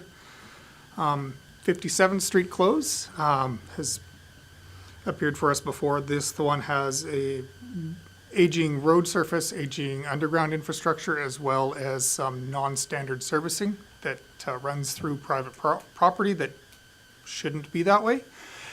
It's also been on the budget quite a few times, and we can't really defer it any longer. And again, just speaking about deferment, we're not quite at the 10-year plans, but every time we push one of these projects back, or don't do something that has a cascading effect on all of our infrastructure. And, you know, you might save it on capital, but you'll see it again in operations in not too long. So if there's no questions on 57th Street. We're looking at the next year, starting the design of 44A Avenue. We've noticed quite a lot of water breaks there. In fact, we just had one in the winter there, and those are never fun in the winter. It seems to be when it goes. Also, that laneway is currently, it's a very well-used lane that should be formalized into a road. You mentioned Highway 11 twinning earlier, and this would also support alternative accesses for those. It would improve a whole lot of things there. So, also the line there is rather small for the area that it services. It's looped, so we're not having service complaints yet, but it makes sense for us while we're there to upsize it, because replacing the road and digging the holes is the expensive part of the project. So we're going to upsize the water line while we're there as well. That one's pretty good. We have highway looping under 11A. There's an existing line under 11A, but it was damaged, and so it was damaged a while ago, but we're having water quality issues by not replacing it. And we also need to replace it just for redundancy to the east end of town. So there's more lines there, and we have better looping, we have better water quality, because if water sits stagnant in the pipes or there's not enough flow through the pipes, we have issues. So again, this is to address those and replace that. We've spoken about the emergency generator, but again, for emergency preparedness, our water treatment plant, we need to be able to provide water in an emergency, and I believe that's actually a requirement. I forget all the background in it. But yeah, the sizing of it is modern electric and whatnot, and again, so we've gone over that one. The wastewater treatment plant is, of course, probably one of the biggest ones. We've gone through pre-qualification of the contractors, and actually tender should be out sort of within the next few months, and I'm really excited to see this go on. So we've gotten some really good pre-qualified candidates, so I'm quite optimistic on this one. So we should start seeing actual progress on that you can actually physically see soon. So there's the infiltration program. We've noticed a lot of infiltration and inflow into our sanitary system. Our lift stations when it rains, we're ending up with a lot of water in our system. We're ending up with a lot of water long-term from water flowing into it, and of course that not overwhelms it, increases the capacity that our lift stations have to deal with and the amount of water we have to treat. So we need to address this, because it costs us money. And it also helps us maintain the integrity of our infrastructure, right? So, we're looking at things like in situ repairs or linings and whatnot to also extend the service life of the underground infrastructure, especially this program specifically is focused on the sanitary. Is there? I'm sorry, Counselor Schiffel. I just want to talk about the old lagoon. When it was built for 10,000 people.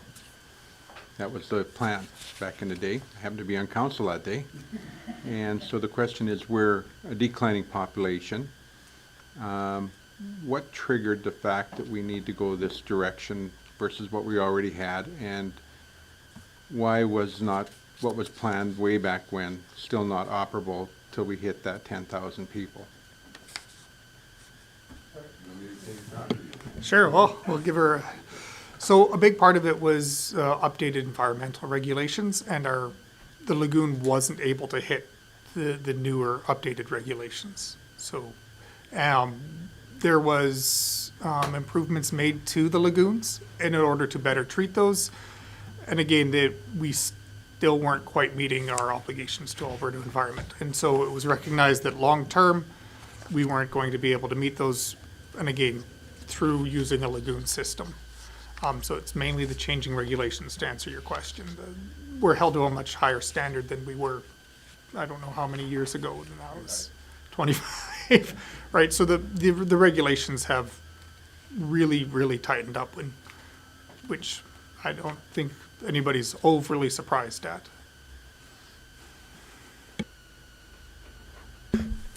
Your worship, so at the end of the day, the province told us we had to do this. Yeah, just, yeah, it's being mandated by the province on us for this. This wasn't just an administrative decision or idea. It was actually mandated on us. But with it being mandated on us, at least the province came through with funding, and so did the federal government, who has also increased their environmental standards. So.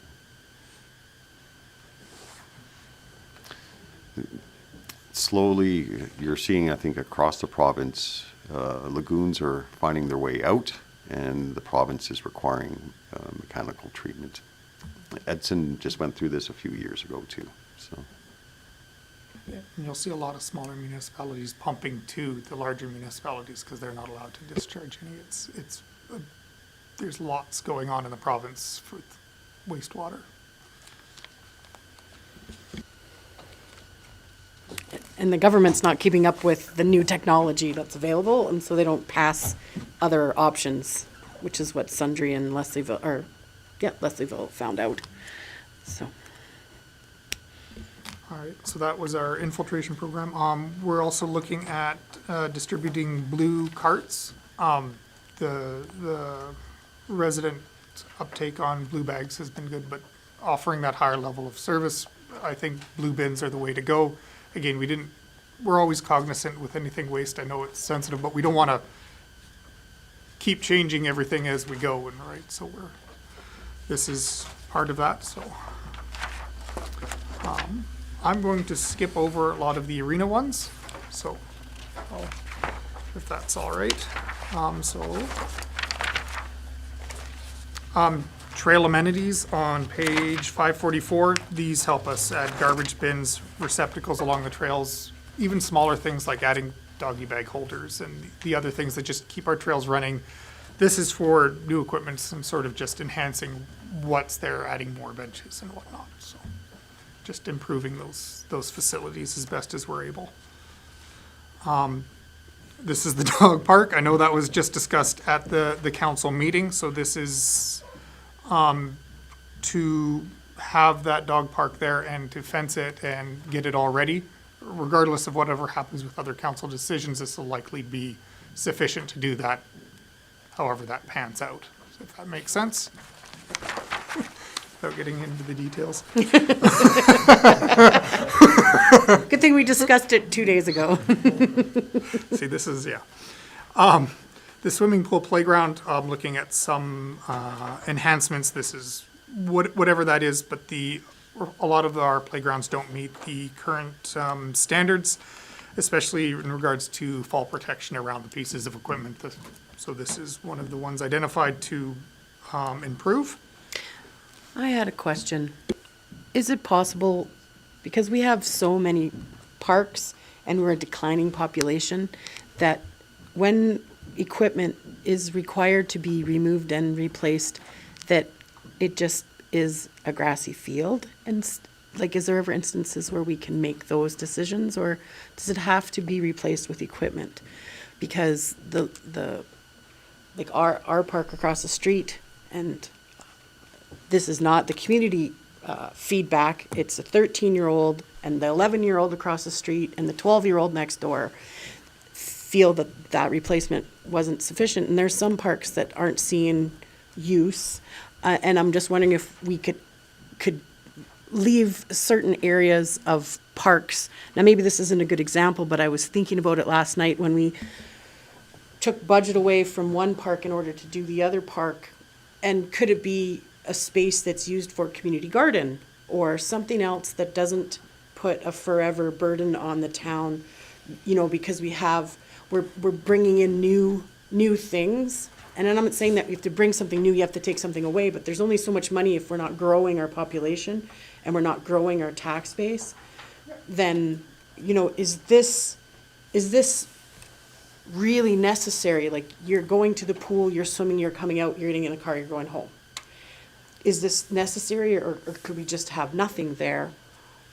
I know that we have to follow standards to replace equipment, but is this something we could open up to, like, community feedback and put this 65,000 into the dog park or into some other area, and it wouldn't hurt anybody's feelings? And I see Mr. Kraus has an answer ready for that. Yeah, well, not an answer, Your Worship, but I think this is a bigger discussion for council to have of the amount of playgrounds we have and the utilization of them. And I think in our rec master plan, it even discusses of removing a few. So I think it's a discussion that we need to have with council of saying, here's all our playgrounds. Where does council want to go with them? Do you want to continue maintaining them and refurbishing them? Or are we going to put a strategy together to remove some? And to look at it at the whole picture versus just, one playground or not. But we can definitely put that report together and bring it to council in the new year. So this item could stay in the budget, but just put a pin in it, so we don't order equipment. Absolutely, Your Honor. Yeah, and you'll also see this reappear again up in the 10-year plan.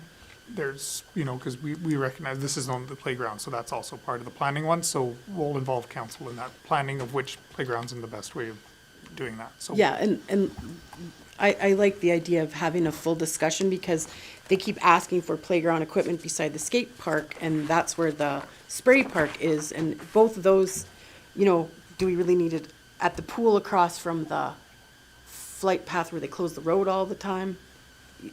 I like having the idea of another discussion. Thank you so much. all right. Certainly. So would you like me to word it? Because I'm feeling, I would like to make a resolution that we bring back a review of playgrounds and parks within the town of Rocky Mountain House to do a report, analyze for council. Pardon me? Well, the council, wherever it fits. Ayes. It doesn't have to be a committee of the whole, it could be however you want to do it. I don't think you need committee of the whole, I think it'd just be. And do we want to, is that when we do that discussion, is that when we would decide if we need public input or not at that discussion? Okay. Is anyone feel that there's any adjustments needed to be that before we vote on it, or do we have anyone have any further discussion? Seeing,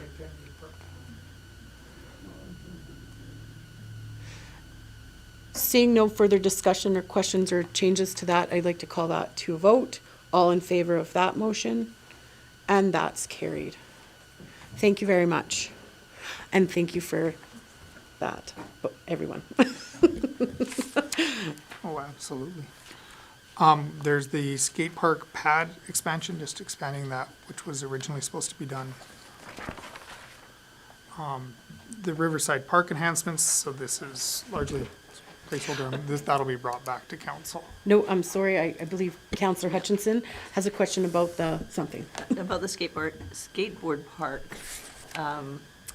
the repairs, the damages that were presented to us a couple months back, is that Part of this? part of this? Or, I believe this is the extension, I get that, but I think we looked at the,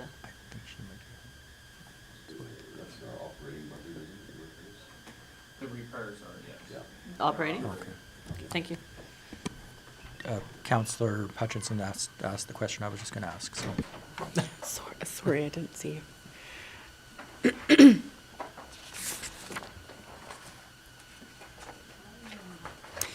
I'm going to skip over some of these Actually, recreation ones. Sorry, go ahead. Can I go back to that? Is it better feasibility if we put the repairs in with this for budgeting as a capital expenditure instead of operations?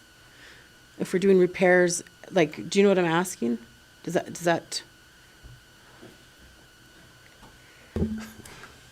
Your worship, I'm gonna let the accountants do that because it's really their rules where we put operating and capital, so. Yeah, I'm just gonna go back to the skateboard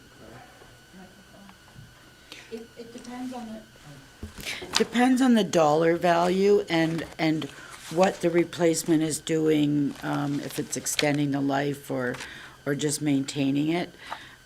Sorry. Of course, when you want to find skateboard park, you can't. So Oh, we the don't even, 47. sorry. 547 is the page that we're on, but I don't know where it is in operations. It would be under the Helen Hunley part. Let me just look here. The co-op park. The reason I'm asking this is because when people come, we can say, oh, we put $60,000 into the skateboard park rather than 20 here and 20 and, or whatever it turns out to be, because then Yeah. it shows, you know, So I believe mayor and council are looking to adequately account for how much they're contributing to these projects, whereas where we break it out doesn't Yeah. necessarily facilitate those. I believe we can provide that number to council, but I believe Yeah. accounting really wants I operations. think it should be an operating. I don't think we should pull it, because it's more of a repair. It's not something that will end up being capitalized as a tangible capital asset. So I would leave it in operating. okay, so, and then I just have a further question on this, because we're at a stop anyways. Does this do what the delegation that came in the last 2 months asks us to do, or is this something different? This is their request? Because I thought, oh yeah, yes, okay, thank you. I just wanted to make sure that they were just here, so thank you so much for that. I covered everyone's question, yeah, good.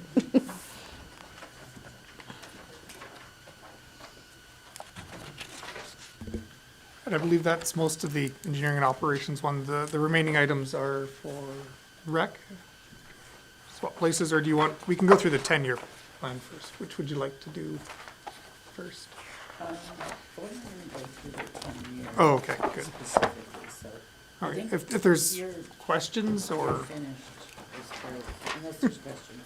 I don't see any further questions for your department. And we're gonna have Wes or Betty go through the remaining items for Parks and Rec. Is that correct? Yeah. Thank you.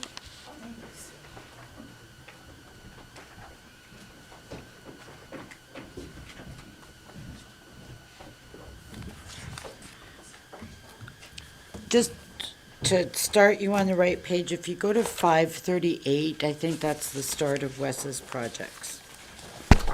Thank you. Thank you, Eddie. Yes, good morning again. So, yes, to continue on with the capital projects on the recreation side of things, on page 538, the arena dehumidifier stand upgrades.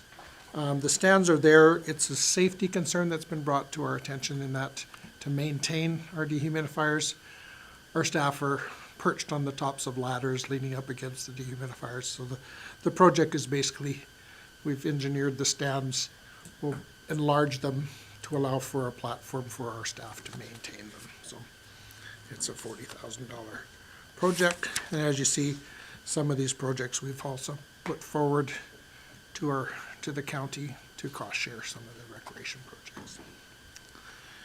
The dressing rooms, this was put forward, I think, as a placeholder. Right now, obviously, with the feasibility study on the new town hall and the potential of adding dressing rooms and how that all tied in together, so maybe I'll let Betty speak to this a little bit as well, but at this point, it's a placeholder. I don't know that the intent is that we're going to build additional dressing rooms in 2023, but it's there, and I would think I don't believe that $500,000 is enough to do what needs to get done at that bill. I think we all understand placeholder just means so Yeah. that we have a spot in the budget so we can keep track of it and it can change in the Right. future. I would actually suggest, and when I put this in, I was just concerned about losing track of it. When we started doing the budgeting, we thought we would have a feasibility study completed. It's a little bit behind. I would actually suggest to council that when we approve the budget, that we push this out 1 year. I don't want to have any concerns or misconceptions out in the town that we're building a dressing room. So I would suggest that we move this out. Would you like that motion now? Sure. Just Do we- postpone it to 2020, move it to 2024. So be resolved that council move the dressing room from 2023 to 2024 as a placeholder. Well, do I have to say as a No, placeholder? just- No. Does anybody want to have discussion on that item? I don't see any, so 7216. She's on it. So I'm going to call that to a vote then, just to move forward. All in favor of that, thank you very much, that's carried. The next project, the Aquatic Center lift, this was identified in the Recreation Master Plan as providing a lift to the second floor. I've done some costing, and there is, it would be grant dependent. There is the Green Energy and Inclusivity Grant that we're also looking with for the HVAC project, that this would potentially fall under, but it's, if I can get grants for it, we would move forward, but if the grant doesn't come in, we wouldn't. So it's, the estimate was at $125,000 to have that elevator installed. Well, it's not an elevator, it's a lift, but. Next one, obviously one of our big projects at the pool is the replacement of the existing filter system, which is located in the building, the basement of the building, for those councillors that have had a chance to tour the site. And I think we've described that the fact that we can no longer get filters for this system, and it's a must. We've been putting it off, and at this point, you can't wait any longer. I'm going to go to Councillor Shipple because I'm sure he installed the first set.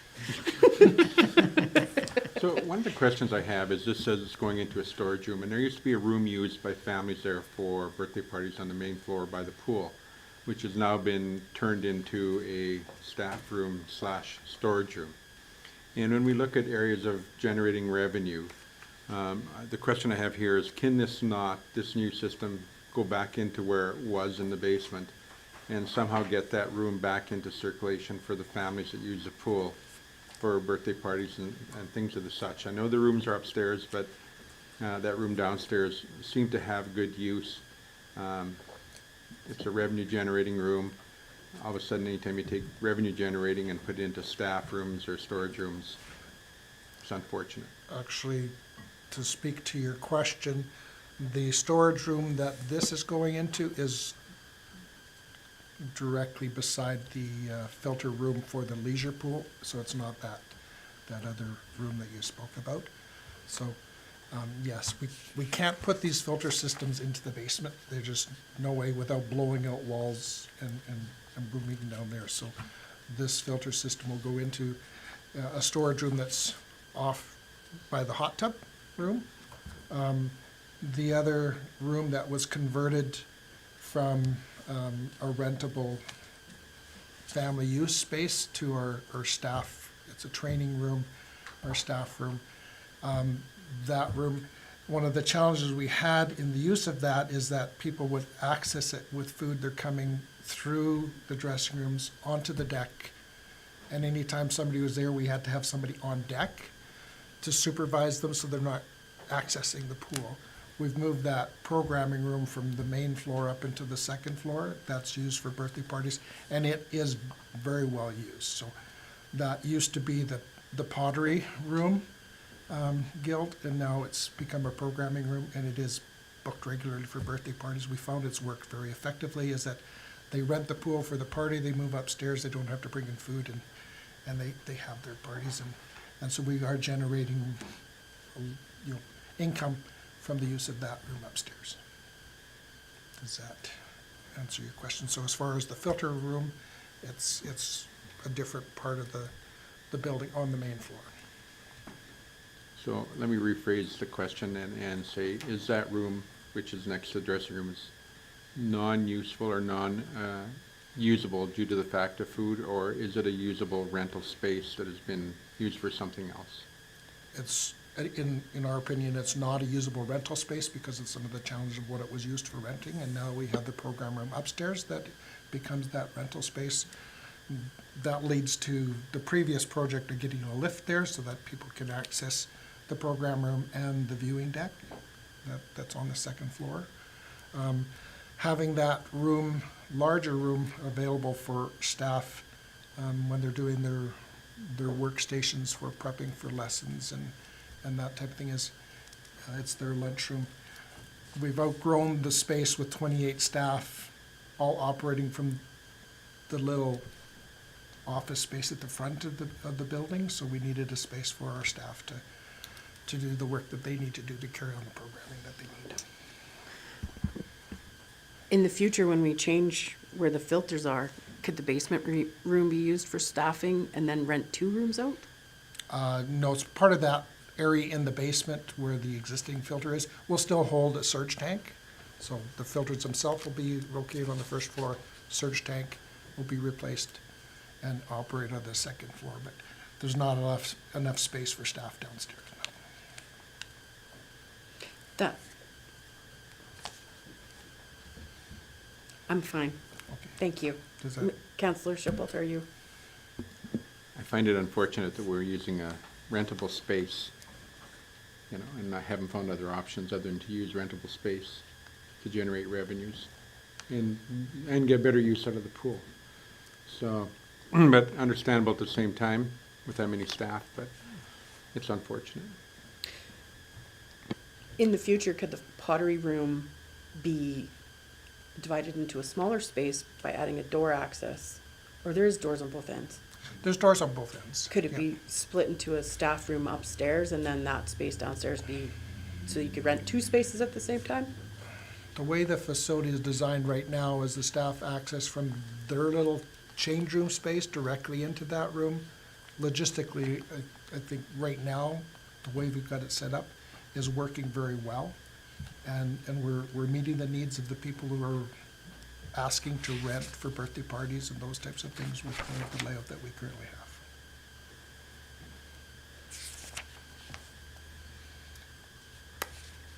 Councillor Schipelt, can we move on to the Paula? next item? I've heard differently, so that's where my concern is. I've heard it from people who have tried to book at the pool, and the room has been booked. And so I just was looking for a second option for some of the families who want to have birthday parties there, so if it's not available, it's not available. We do the best we can do. I wonder if that upstairs room could be split in half. It's a huge room, like it's the whole length of the pool. Could that be split in half and then we could charge the same amount for half the space? I don't know that we're getting enough requests for the same space at the same time. You know, I mean, right now we have options for renting those rooms for rentals on the weekends, one in the morning, one in the afternoon, and that seems to be meeting our current need.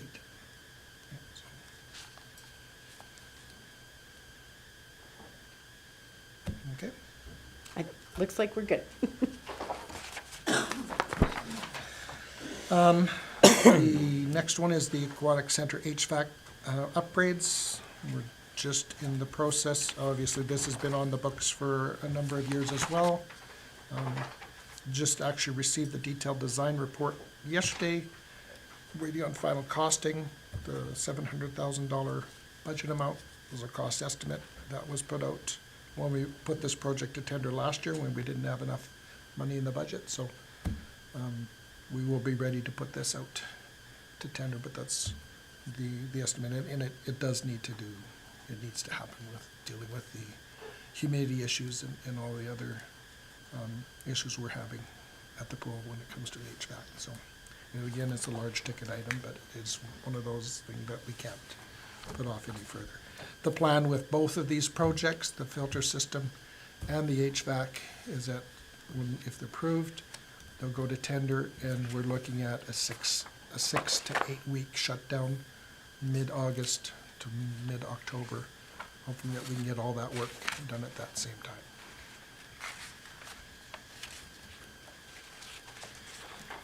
The pool lift, this is just a handicap accessible lift that we will be replacing.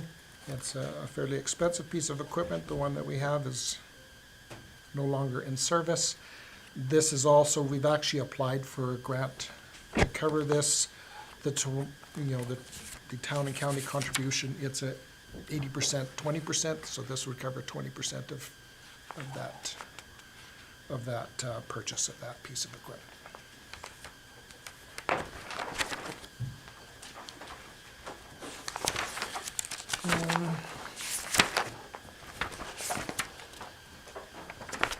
Let's move on to page 549, NSRP upgrades.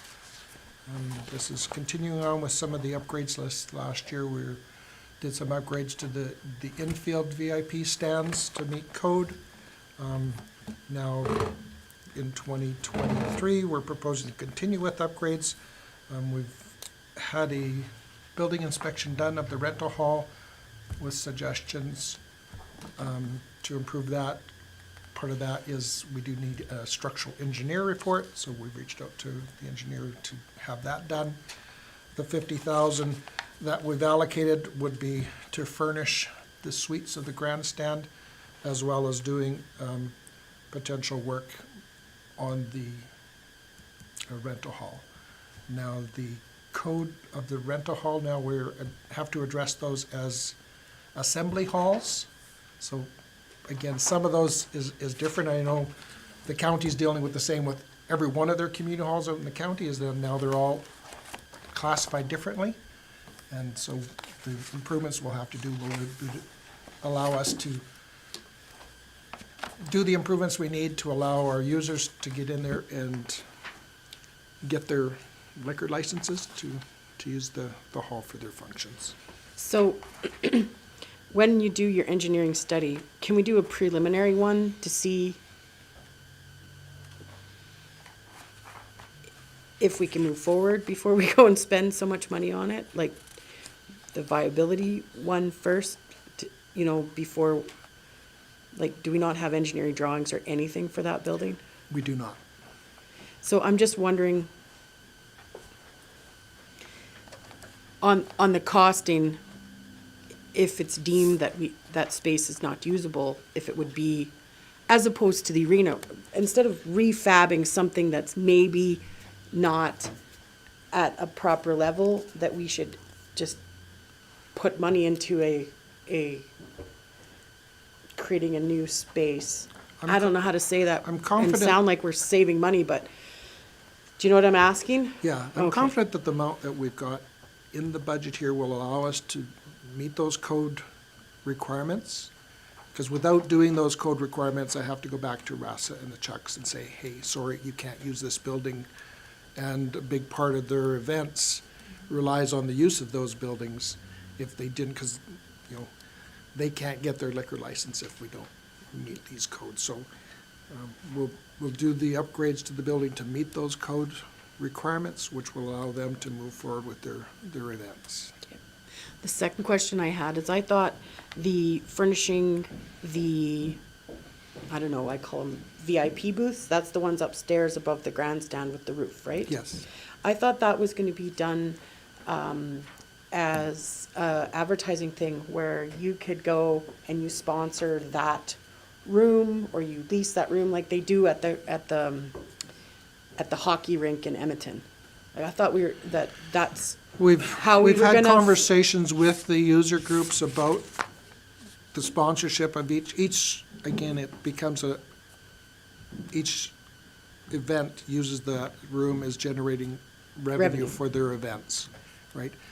Some sponsorships have happened, they've put in the mini bar fridges and those types of things, but ultimately we haven't had businesses step up and say, yes, I will come out and I'll outfit this room with stools and tables at this point. But, Have we put out there with packages available to do that, like we do for the arena and the signage and stuff? I haven't at this point, no. I wonder if that would be a cost-saving measure that we just put that out for tender and you can say, you know, this room was furnished by the Brick or whatever, you know what I Yeah. mean? We've looked at the possibility of, does the town take on that and then, okay, this is your room? That takes away some of the revenue generating opportunities that each of the events has there because they would say, well, this is, you know, X business suite, this business suite, and they generate the revenue that helps them put on their event. So that's part of the reason why I haven't gone down that road. But at the same time, right now, the furnishings that we have in there are piecemeal that have been, you know, come from the various groups. So my thoughts is that we would outfit these rooms, still allow the users to generate the income by selling off the sponsorship for each event for those spaces. That sounds. Counselor Hutchinson? I know our agreement is, what, 2023, 2024, with the user groups on the fee schedules. Is there something we could look at similar to where Mayor Bates was going with that, but the suite, if we're furnishing suites, I'll call them suites, then the charge for the user groups to be using the suites would be different than just $1 per ticket. Do you know where I'm going with that? Yeah, our current agreements encompass the use of the entire park, right? It's based on a $1 per ticket sale, and that was the agreement we came up when we started that. You know, we talked from the operating side of things, does that bring us close to a break-even basis? It doesn't. But we are held to those agreements. I believe it's to 2025. Yeah, they were 5-year agreements that were signed at that time. So could we, sorry, Counselor Boniface? Oh, okay, so, I'm just want to do cost recovery on everything, and I mean, we definitely have to put some improvements in there. I'm just wondering if there's more creative ways, like you could still have a sign on the inside of the room that says, this room was furnished by this flyer, and then on the outside, or during the event, still say, this is the bunch room, or the Paterni room, or the brick room, or the whatever, but on the inside, it says it was furnished by whatever, kind of like we do at the subway room at the arena. I'm just trying to think of creative ideas. Yeah. You know, because, I mean, sponsorship down there is how it's gotten to this point, and so you know, it's a user pays almost kind of a thing, right? Yeah, I mean, we certainly could look at putting together some type of a package that way. Again, it's, what kind of package do you put together so an advertiser will say, well, I'm getting the biggest bang for my buck? Is it worth for me to spend $5,000, $7,000, or $10,000 to outfit a specific room when I can't put my name on the outside of the room? Right, so we certainly could look at those options, but right the- now, I don't guys wanna, that- I that don't pay- wanna, I don't wanna take funds out of the hands of our users Yeah. because they rely on that to put the events on. The guys that are sitting inside the room paid a lot of money to sit inside the room. They would be a target for whoever's furnished the room for advertising, but that's just my twist. I'm finished with that. Counselor Hutchinson, thank you so much, or, sorry, Counselor Boniface. Just one note on that, and Wes can probably agree with this. There seems to be a lot of pushback between the two user groups, I'll say from the Chucks to the rodeo, just with the advertising that's even there, because I've noticed complaints, well, that sign shouldn't be up because they didn't sponsor our group and that. I can see that being an issue if you sponsor the VIP room. The other thing is I see you're replacing windows. Will you be replacing windows with proper windows, or what's the whole idea there? The original plan was, and that's why actually next year would be an additional, would be continue, and that would be windows with proper windows on the VIP stands on the infield. And then also bringing electricity into the infield. Those were all things that were outlined when the original plan for development of the park, when they did the grandstand. So electricity to the infield, windows to the grandstands, those were two big asks at that time. And then obviously, you know, the repairs to yeah. Any other questions with regard to the upgrades for this year?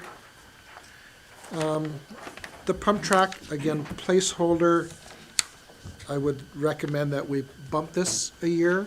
My understanding in my latest conversation is that they're doing well with their fundraising. They're applying for more grants, but they're looking now at spring of 2024 build.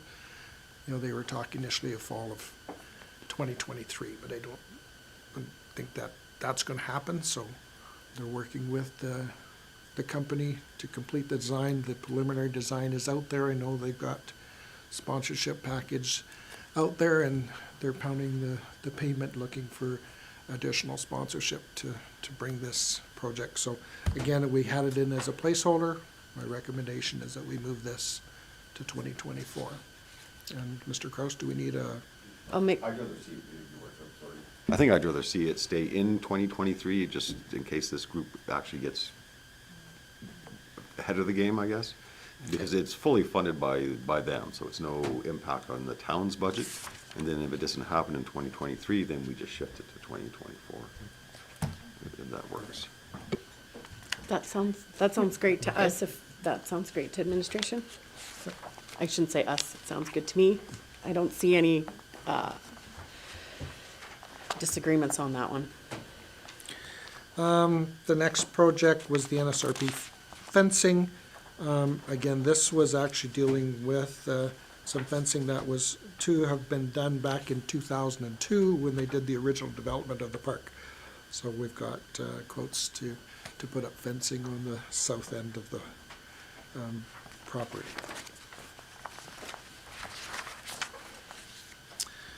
The washroom addition to the spray park, this was discussed previously. We've done some research. We could get the standalone concrete buildings that can go and be put in place. The quote is $310,000 to have that done, and potentially cost shares between the town and the county. So because we haven't finalized our county budget, do we have to wait for them to agree to that before we move forward? Or should we just use that as a placeholder, or does it matter? It can stay in our budget, Your Worship, so it can stay in our budget. If they don't approve their portion, then we would have to bring it back to council because the funding isn't there for council to make a decision. And I'll be phoning Mr. Emmons in 15 minutes. We're going back and forth. So, I see Counselor Phillips has a Yeah, question just as well. More of a comment on this. At the ICC meeting, we did go over the rec capital budget, and it was approved at that ICC meeting that it goes to both councils, so it was just for your information, that's all. I talked to Daryl last night. They haven't got through their budget yet. They're in the same place that we are. So that's why I asked the question of how we handle things that, yeah. And they do. Yeah, so from the, I guess we've had a lot of public asking for washrooms there, so this is, we've put this project in place to hopefully address that. And then, I believe the last project is the tennis courts resurfacing. And again, this is a life cycle, the courts are starting to develop major cracks, and if we don't deal with them, then it's a matter of, could cause failure of the sub-base below it. And again, I think it came up the question that we could tag this onto the work of Mr. Kennedy with his other pickleball courts. It's the same company that does this work, and we could hopefully tie that in and get both projects done at the same time. Does he have all his permitting all up to speed as far as the town's concerned now so that he can proceed? Because there was something that was missed, yeah, and that delayed it from going in. But he's all perfect now? Thank you. Yeah, so that's the last of the recreation projects. The last capital project, I guess, I'm not sure if the aerial truck was that. The last page in your capital budget is the Clearwater County, fire rescue equipment. We grouped them all in one because it's actually, when we pay them, it's actually not a capital project per se. It's a grant. We're giving them money to purchase these items. But this year's ask, and it's been through ICC, and I think it's been extensively discussed at council meetings, it's totaling $993,000 and $600. But there's there's 6 items that they're requesting, and I think they've been through extensive discussions already. Don't see any questions. Can you believe it? No questions on fire. I better I know. hurry on to the next thing. So with that, I would say we've been through the major portions of the budget. We will have we're gonna have options, 4 through 9 for you after lunch. Looking at some different tax rate scenarios. And then we can do an overview if there's any specific areas that you have questions on or think that we should revisit. So I commend you for going through the budget. You've gotten through a lot of information. We didn't do Riverside. Oh, Park did we miss enhancements. Riverside? Page 548. Oh, look, and there's an empty seat besides Buddy.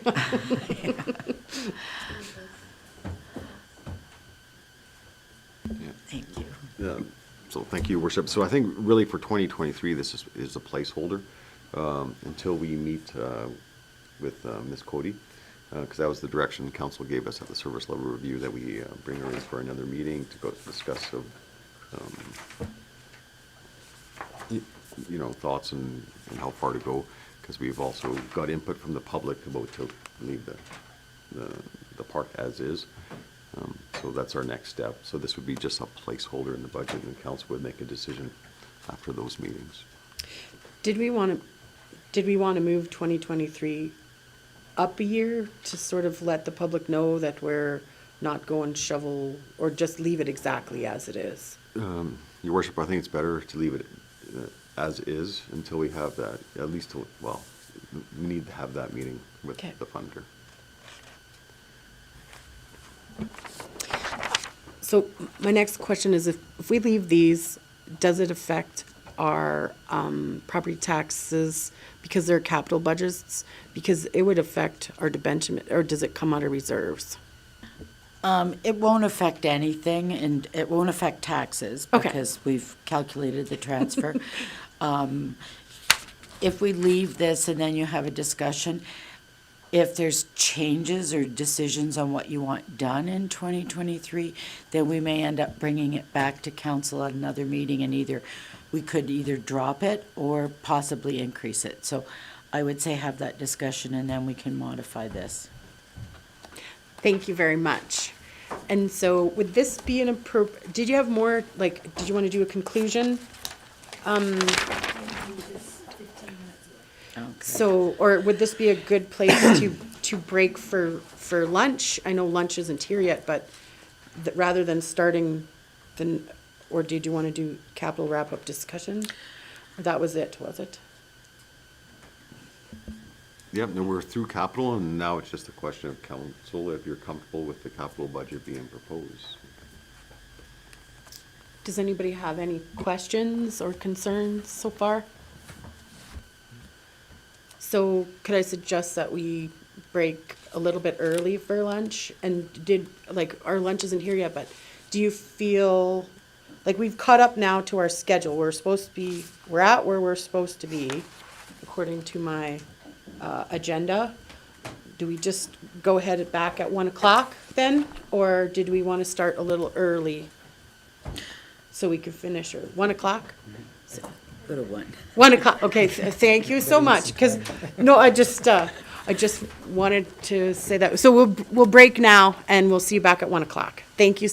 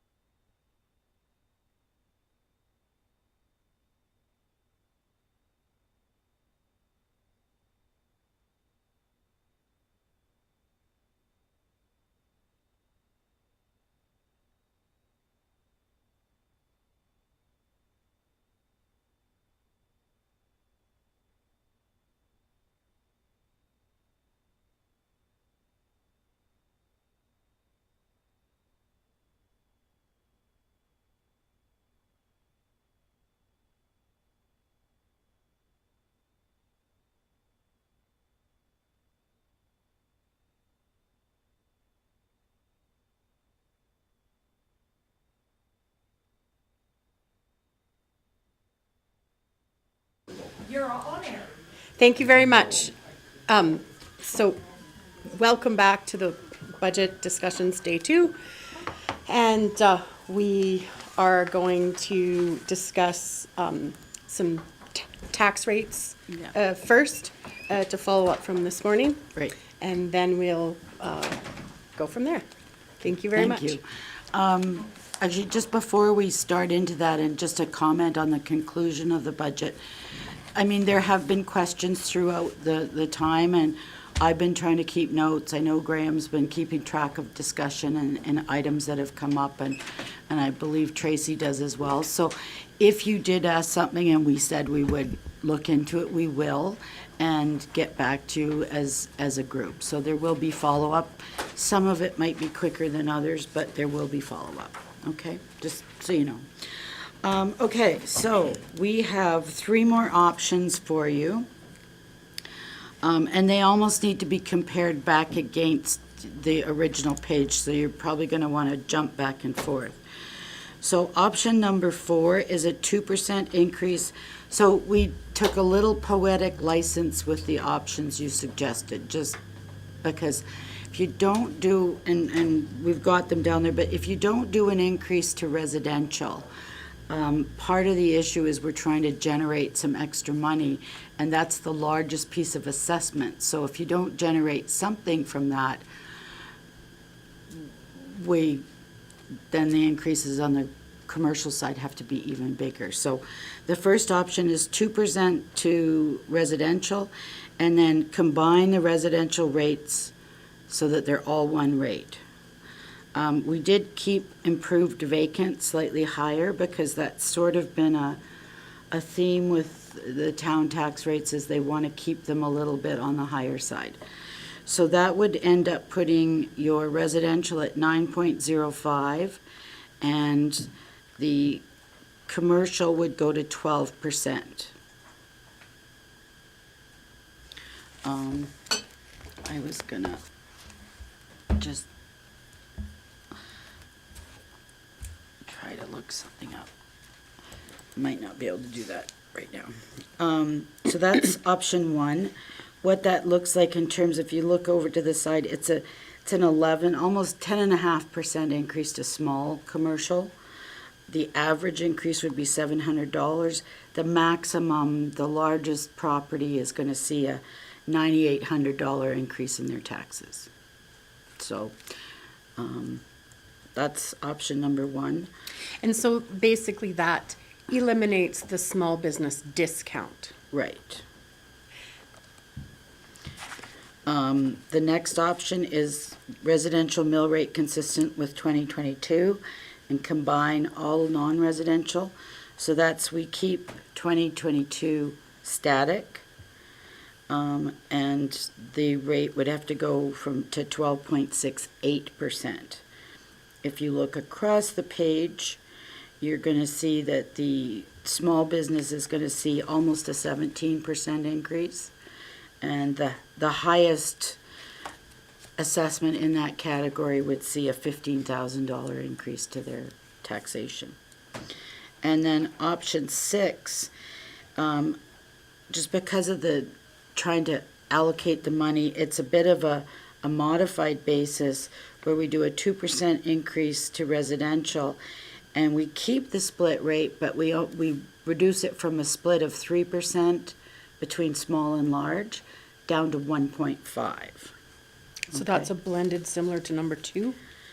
It's similar, but just we used probably a little different numbers. And that would bring your residential rate to 9.05. Your small commercial would be 11.5, and your large would be 13. So you're closing the gap.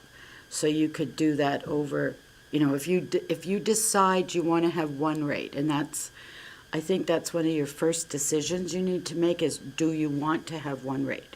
And if you do it, then the second is, how do you get there? In one big step or in 2? The other thing in that I do really want to emphasize, and I almost need to open up my spreadsheets here, is part of our deliberations I mean, this is focusing on the commercial side. There's also, I mean, there's a lot of talk or people talking on the residential side. So this is, I mean, keeping it to 2% will absolutely help us get more in line with the residential. But I guess the question that you need to decide is that enough? Which pressure point is more important to you, the residential or the commercial? So, and they all tie in together. But our residential is by far the larger assessment, so it impacts more people. All 6 of these options balance the budget, right? Like they balance? Like all Yes. these are, Yes. okay, thank you, that's. Right?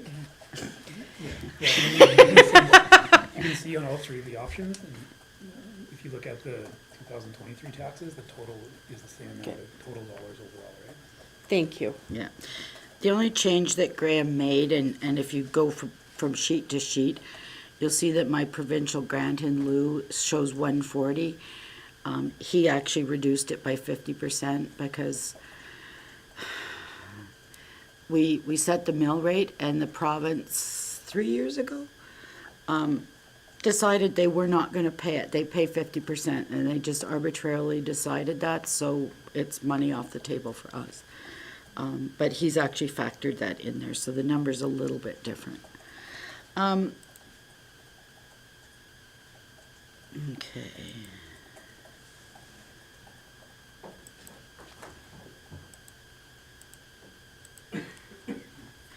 I just wanted to, and I mean,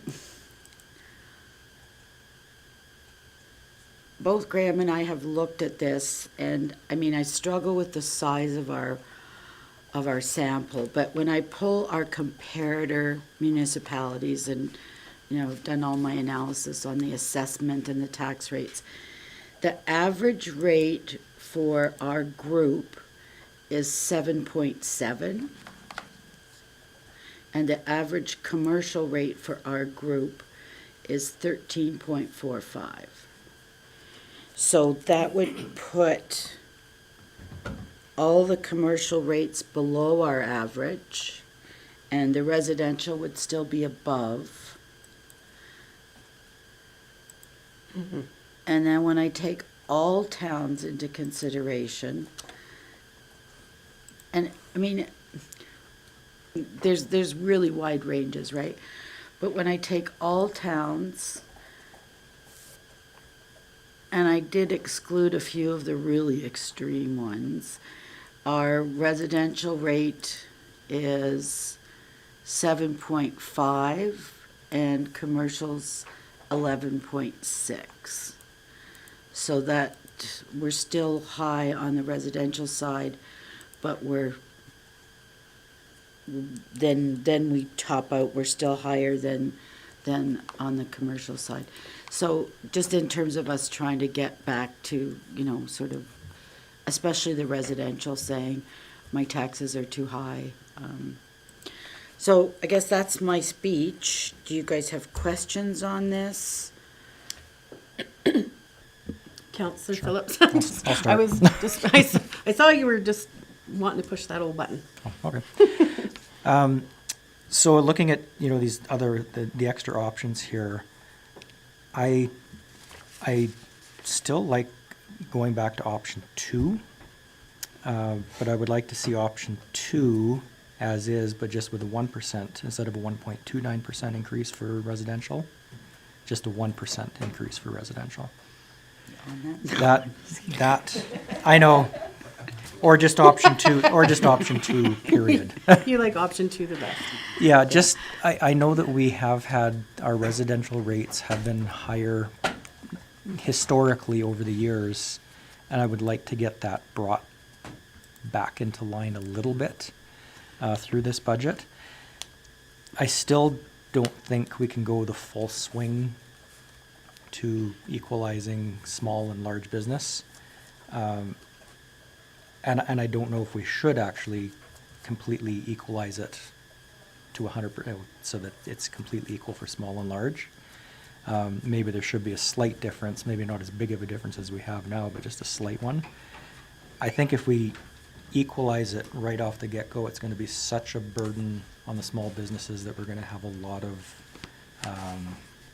angry small business owners, which rightfully so. So I think that if we're gonna do something, it's gotta be staged, just to allow the transition period. Can I just make another comment? One of the reasons why I ended up with option 2 was because we were trying really hard to be respectful of the 2% decision. So, when I first started it, I couldn't stay within 2%. So this was, I was looking at, okay, a 2.92% for small business. Is that manageable? Because I'm, trying to look at what people's reactions are going to be when we announce this. So I guess that's what you need to look at is what's your high end of what you're willing to put out there and say, this is what I'm willing to increase the taxes by for any one category, not just all of them, but, any one in particular. So like the options, it's 2.92. Option 4 would be 10.5, 16.8, or 6.13. Which one gives you something that you can stand behind? So I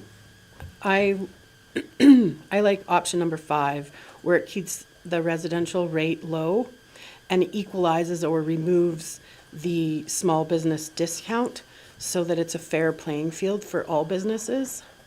I also like to step it, so this year we just bring it closer, working towards a point where all business is encouraged in our community. And, when large businesses come, they bring an influx of residential, and we need both. So if we could have a big business come to our community, and then that would grow, our residential, it would help the most for our community. If we, look at keeping residential low and don't look after our businesses, then people won't stay in the community and we'll be back to a no growth. And we need, this shows us more than ever after this budget that we need growth for sure in residential, if we want to keep offering the services and to maintain the current utilities and infrastructure. Councillor Shiphold. And then we'll go to Councillor Auld. Sorry, I didn't see his light right away. I didn't see who was first. Go ahead. Okay. So I like the idea that Mayor Bates is advocating, bringing down the residential. I think to Len's or Councillor Phillips' point, it's been high, and I do think that in itself, I think we need to keep that. I think that's, regardless of what we go with, we try to mandate the decrease in residential. And then in option 6, I like the part of us getting closer. So to Mayor Bates' point, yeah, we're not right on, but we just sort of take those numbers and try to lessen the distance between the rates on those two. So that's where I'm at. So it's sort of a hybrid of 5 and 6 together. Just a comment, and Mr. Kraus and I have discussed this. I think he's had exposure to split rates. I've never dealt with them before, but typically we should have, when this was set up, been charging a premium on the large business, not a discount on the small. So it should have been the other way around, and even option 6 moves us towards that because and I'm sure the small business owners would not agree with me because nobody likes paying more taxes, but they should have been closer to the provincial average, and then the premium that we were collecting, it could have kept them a little bit below or given a little bit of a break to the residential. So it was structured, I think it could have been structured better. Thank you so much. I'll go to Counselor Alt. Just looking at these numbers, I am not on board with raising the small business tax. We have 286 small businesses in town. We have 43 that fall into the large business. Only one of those is actually, say one or two, is only actually a local company.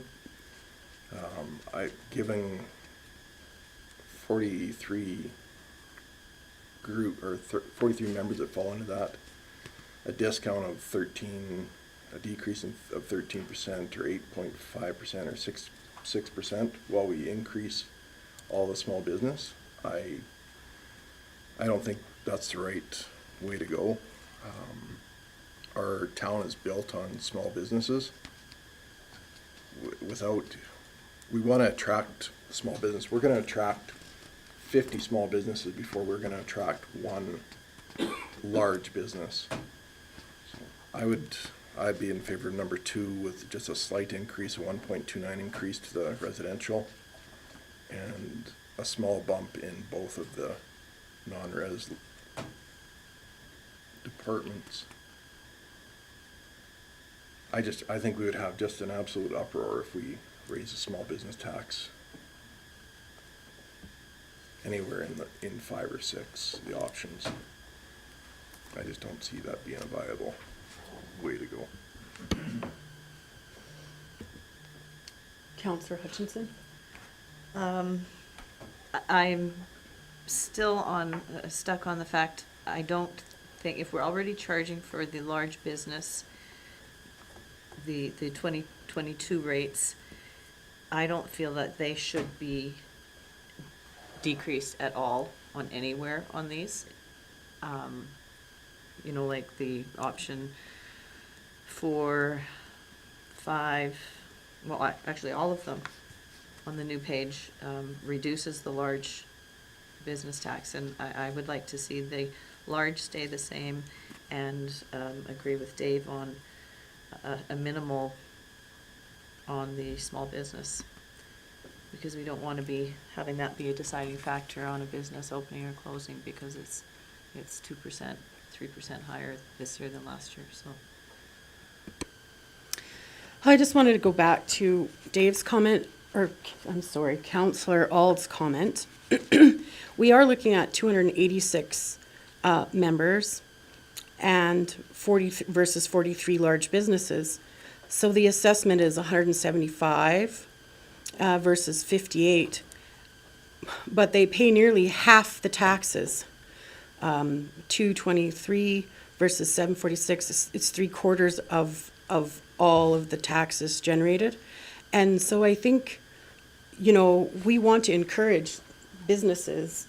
And if you look at, okay, so there's 43 versus 286, but they pay the majority, they pay a massive amount, percentage-wise, of the taxes. We certainly wouldn't want to discredit them because there's only 43 of them when they're paying the lion's share of the taxes in our community.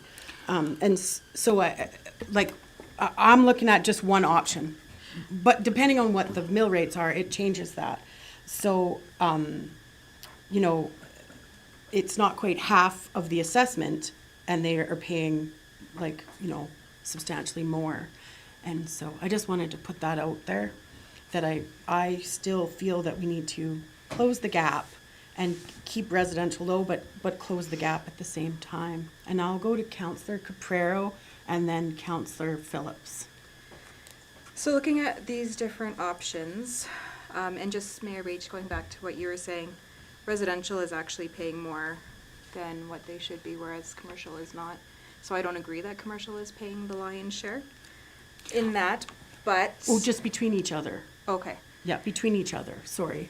Just being a realtor too, a lot of the things that you hear is people moving out of town into the county because of the prices of residential tax. So as much as I don't want to raise residential, I understand that a slight increase is probably needed, but I also completely agree in that I don't want to see the amount that the small businesses paying like, I don't want it to be a substantial increase, because I think it will be not good.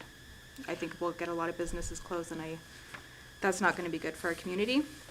So anyways, looking at the 6 options, sorry, I am more in line with option 2 as well. From the options we have here, I think it seems to make the most sense. As much as I don't want to see a residential increase, but I think, a slight increase is probably, it's not going to really hurt anybody, hopefully. Yeah, it's tough, but for myself, I think option 2 is probably the best of the 6. Thank you.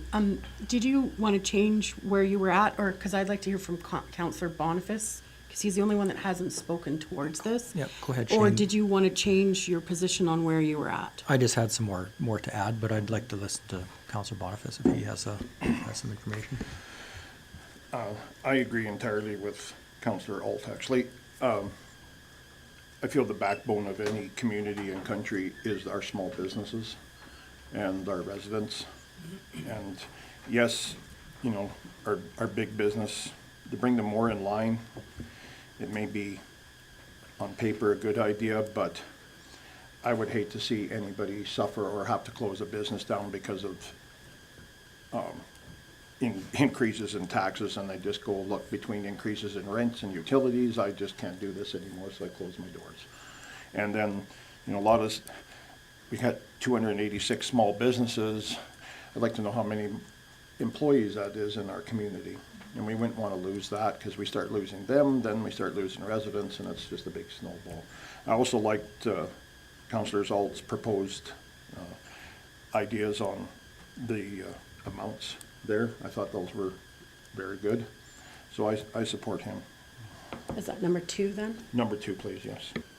And so it seems like we're getting really close to a consensus. Before you go further, Councillor Hutchinson, could you tell me which number was your favorite already, please? I always have preferred 2, just given the fact that the large businesses have been paying a rate already, and I don't want to see them decrease in their taxes. So that one offers the increase, the smaller increase to both. So unless someone is adamantly opposed to option number 2, I think that we could make, based on the consensus around the table, unless somebody is my ticks are wrong, we could make a motion to go forward with option number 2, unless we need further discussion towards that. And so I will let Councillor Schipholt, Councillor Phillips, speak towards that and see. Oh no, you said number 2, correct? Yes. So I will let Councillor Schipholt speak towards that, and then we can call a motion and vote. Does that sound fair? Who am I missing? I don't have anything to add. Hey, I'm prepared to go with what the group sees fit as best. I still think that we need to lessen the distance between large business and normal business. But I think we can't let that off the radar. So I'm prepared to follow. Okay, so then, would someone like to make the motion that we go, do we want a motion for option number 2, or do we just say that we prefer option number 2? Your worship, I think administration has council's direction, and Okay. this will come back through the tax rate. Okay. Okay, so, yay, we came to a consensus. That's lovely. Yeah, so, yeah. I have a note in my office. It's a group effort. Good job. So, I don't know where I'm at now. So we've finished that. Counselor, did somebody want to, Counselor Schipholt, did you want to just have your question now, or do we want to keep going on? I don't have questions. How are you going to answer? Oh, okay. Did you want to do a question? Yeah, yeah. So I would like to respectfully ask that, that we keep the compassionate care portion in our budget, until we at least have a chance to talk to the county to see where they are with it. I feel it's something that's important within our community, and I'd like to see it kept. Maybe it's just because I'm getting older and I think that those are good ideas, but we spend, like I said yesterday, we spend money in other areas that we could probably do without, like that. You know, there's things that we can do. I feel it's something that's important. I'd like to ask that we would ask the committee that came in to see us to do the presentation to come back. Councillor Shiphold asked if they had looked at all available funding. That was not a question I thought to ask at that time. So if we had them come back and present again so that we could ask those kind of questions, maybe be a little, I would be better prepared for those questions. And I'd like all of us to think about that anyway before we take that out. Thank you very much. And so we'll open that up for discussion then. So Councillor Auld? Not a discussion, just, it's not actually in the budget, correct? It would have to be put into the budget, I'm sorry. just so we'd have to add it in. Yep. So it was one of the items, and then I'll go to Councillor Phillips. It was one of the items that we put onto budget discussions to put into the budget. When they came, it wasn't like we're not gonna do it. We didn't make a decision. We thought we would make the decision here. And just because it's not in the budget doesn't mean that we can or we can't. It's just, I mean, there were some things that we talked about at service level that we've adjusted and dealt with. And so I see Councillor Caprero's late on, so I'll go to Councillor Phillips because he waved at me first. And then Councillor Caprero. So I completely understand where you're coming from, Councillor Boniface. It is, you know, there's so many social needs that the community has. And I understand it is, I'm not disagreeing that it's something that we could use as a town. It definitely is. It's definitely not part of this budget, which means instead of a 2%, we'd be looking at about a 2.8%, somewhere around there as an increase, which obviously would change the numbers for everybody. I do think that before we jump in head first into social needs, we need to have a further topic about what, as a municipality, we're prepared and able to afford when it comes to social needs. Because it's not just the Compassionate Care Society, there are so many more social needs that this community has. Is that if that's something we're gonna go down the road municipally, we either have to come up with the money for it, or come with partners to make it happen, or somehow make the provincial and federal governments come on board as well, because I don't think we can afford it as a municipality, but we need to have that discussion first before jumping head first in. But respectfully, I understand where you're coming from. Okay, so I really, I'll go to you. I really like the idea of at least hearing them out again.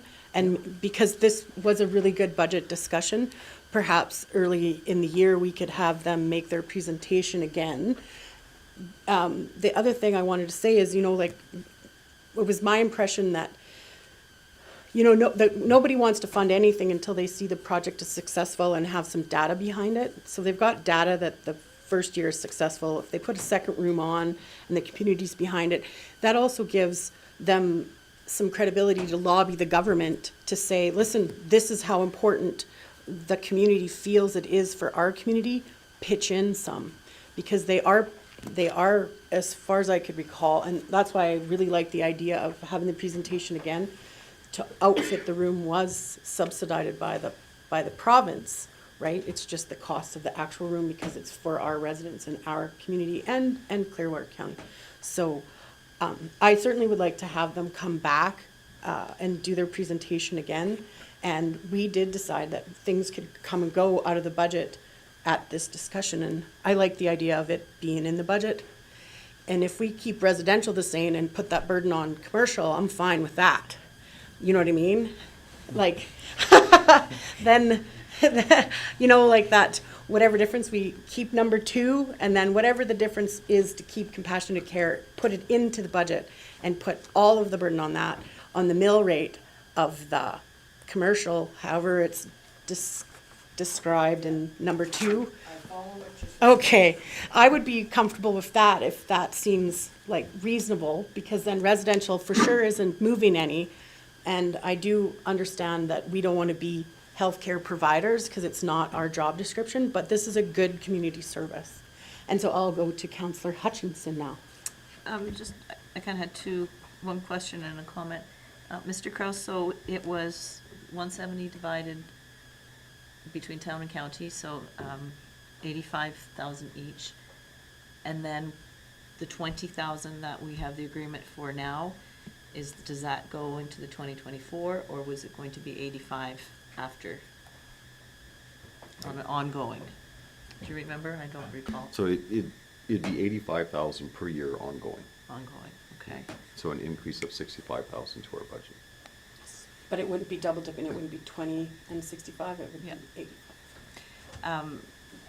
So the other thought too is I agree with Councillor Phillips that there's a bigger picture that we need to look at, and we can't we can't decide to give 85 to this group and leave out, be it mental health, be it other ones. So it's a bigger conversation we have to have, and maybe before we even have another presentation with them, we need to decide at strategic planning maybe where are our priorities and how do they fit, and how does this fit into our strategic plan and priorities. Thank you very much. So I will go to Councillor Shipple and then Councillor Alt. I think the town already dabbles in some social service issues already in terms of FCSS, the post house, the medical clinic, things like that. Where do you draw the line in the sand, I think is a question, because that list could carry on forever. But I would support Councillor Boniface in making sure that this is something that's unique to the community and provides a special service that no one else provides other than if you're in the hospital. So I think that until you use that service, do you understand the importance of that service? And I think that goes for all social services that we offer.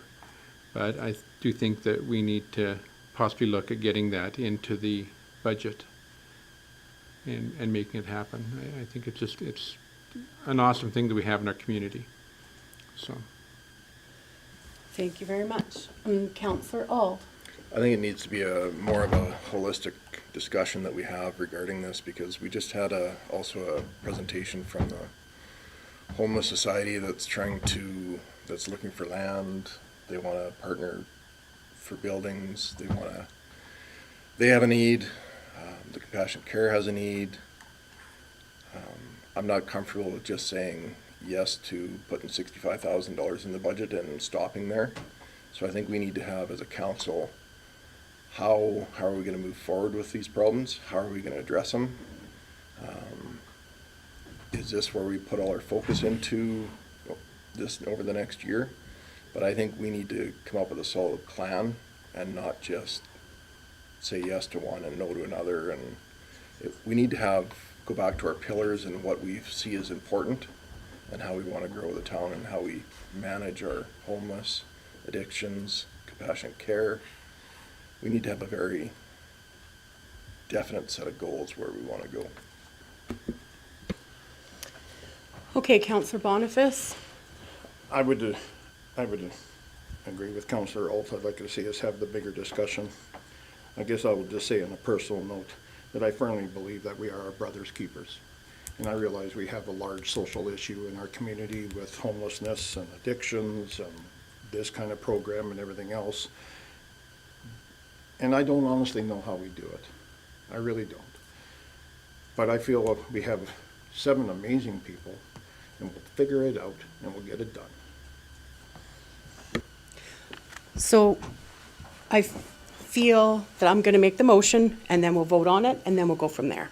So I make the motion that we ask the Compassionate Care to visit us again, and that at this time the budget item is in the budget for 2023, where we keep the residential low and it goes to the commercial side of things for Betty's direction for budgeting. And I'd like to call that to question now. Did you have conversation? I just want to make a friendly amendment to the motion, if I could, please. Yes. And that would be the elimination of where it gets put into the budget for next year. For, pardon me? The part where you're dedicating it to a certain part of the budget in terms of, in this case, commercial for next year, to eliminate that, and that'd be determined next year as to where it comes from. So you want it in the 2024 budget? No, just a friendly amendment to just remove the line that talks about, if it's up there yet, to that, Non-tax rates. yeah. Okay. I feel that's a friendly enough amendment. I'm just trying to keep residential low.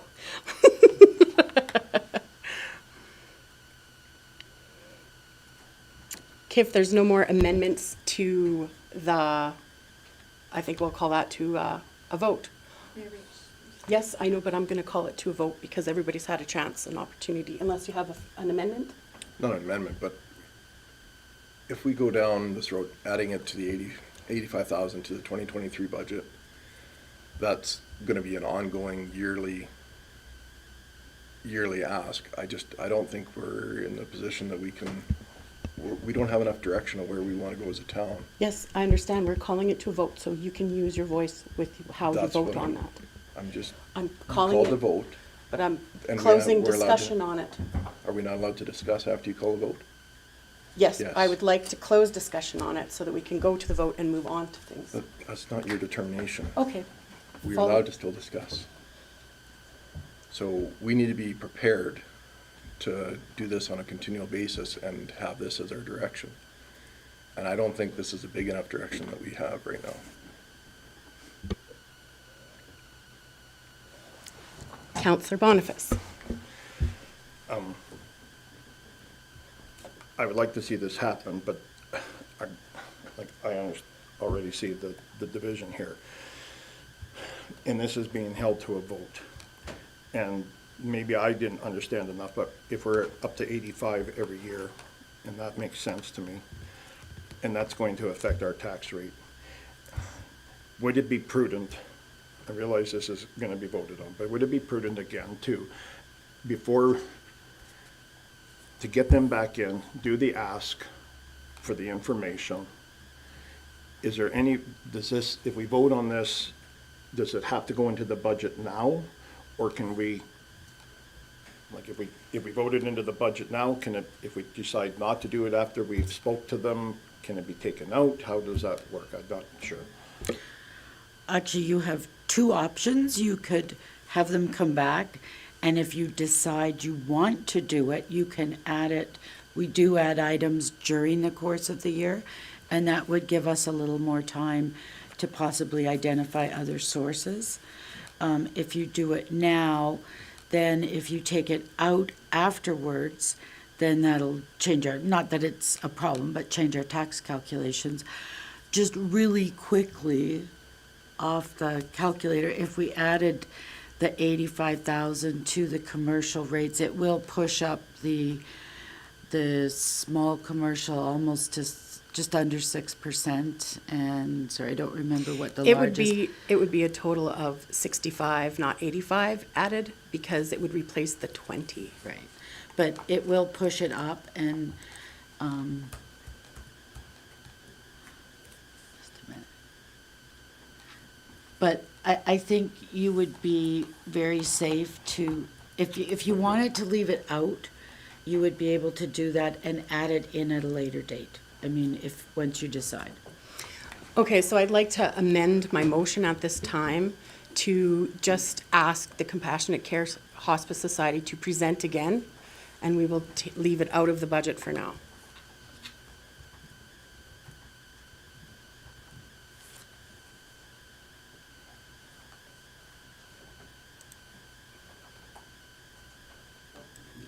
You can just take out after the comma. Councillor Phillips has a comment. I like your amendment to this new motion. I think it just allows us time to decide how we're gonna deal with social issues in the town of Rocky Mountain House. I think it's just something that, it's a conversation that needs to happen. Unfortunately, we're in the middle of budget right now, but, you know, in the near future, we need to have that discussion. If we decide that, yes, we want to do this, then we can make it, you know, we can still make it happen, but I think it's prudent that we have the conversation first about social needs as a whole. Because this is just one social need, there's gonna be much more. Mayor, just for council's information, I'm not sure if this falls under the FCSS mandate to fund. I mean, we'll investigate that also and bring it back to council. And as the ICC members know, when we were doing the strategic regional plan, the review of the mandate of FCSS was one of the, wasn't goals, but it was strategies. So that might fit into this whole discussion. Thank you. It also was to make Rocky Mountain House a place where seniors could age in place, and it's hospitable. That was one of our goals that came out of ICC last week, was that we looked after our aging population, and this specifically fits in quite well with that. So would we be okay to bring it back to council? Is there any further discussion on that? So I'll call that to a vote if there's no further discussion. All in favor? Yes, this is what we're voting on. Do you like amend anything? All in favor of this motion? And that's carried. Thank you very much. Is there any further items before we continue on in the agenda? Seeing none, I'll turn it over to, is it to Mr. Kraus or to Ms. Quinlan? Well, thank you, Your Worship, but actually, I think we're through the agenda unless council has any further discussion items on the budget or questions. I do see one, Councillor Phillips. Not a question. I just wanted to thank Betty and your team for a very, very well put together package. You're very knowledgeable. When we have questions, you were able to answer most of them right on the spot. Thank you. Very, very well done. And thank you for missing your lunch break so that you could do 3 more calculations for us. Gee, I didn't miss my lunch break, somebody else did. Thank you, Mr. Simcoe, for missing your lunch break so that we could do those calculations. And thank you for the compliments. I mean, it's always my goal is to make this as easy a process for you as possible. I know it's a huge document, but there's so many decisions that go into this. Just a comment as a council, I think there was lots of discussion this year. I think really it was well done by yourselves.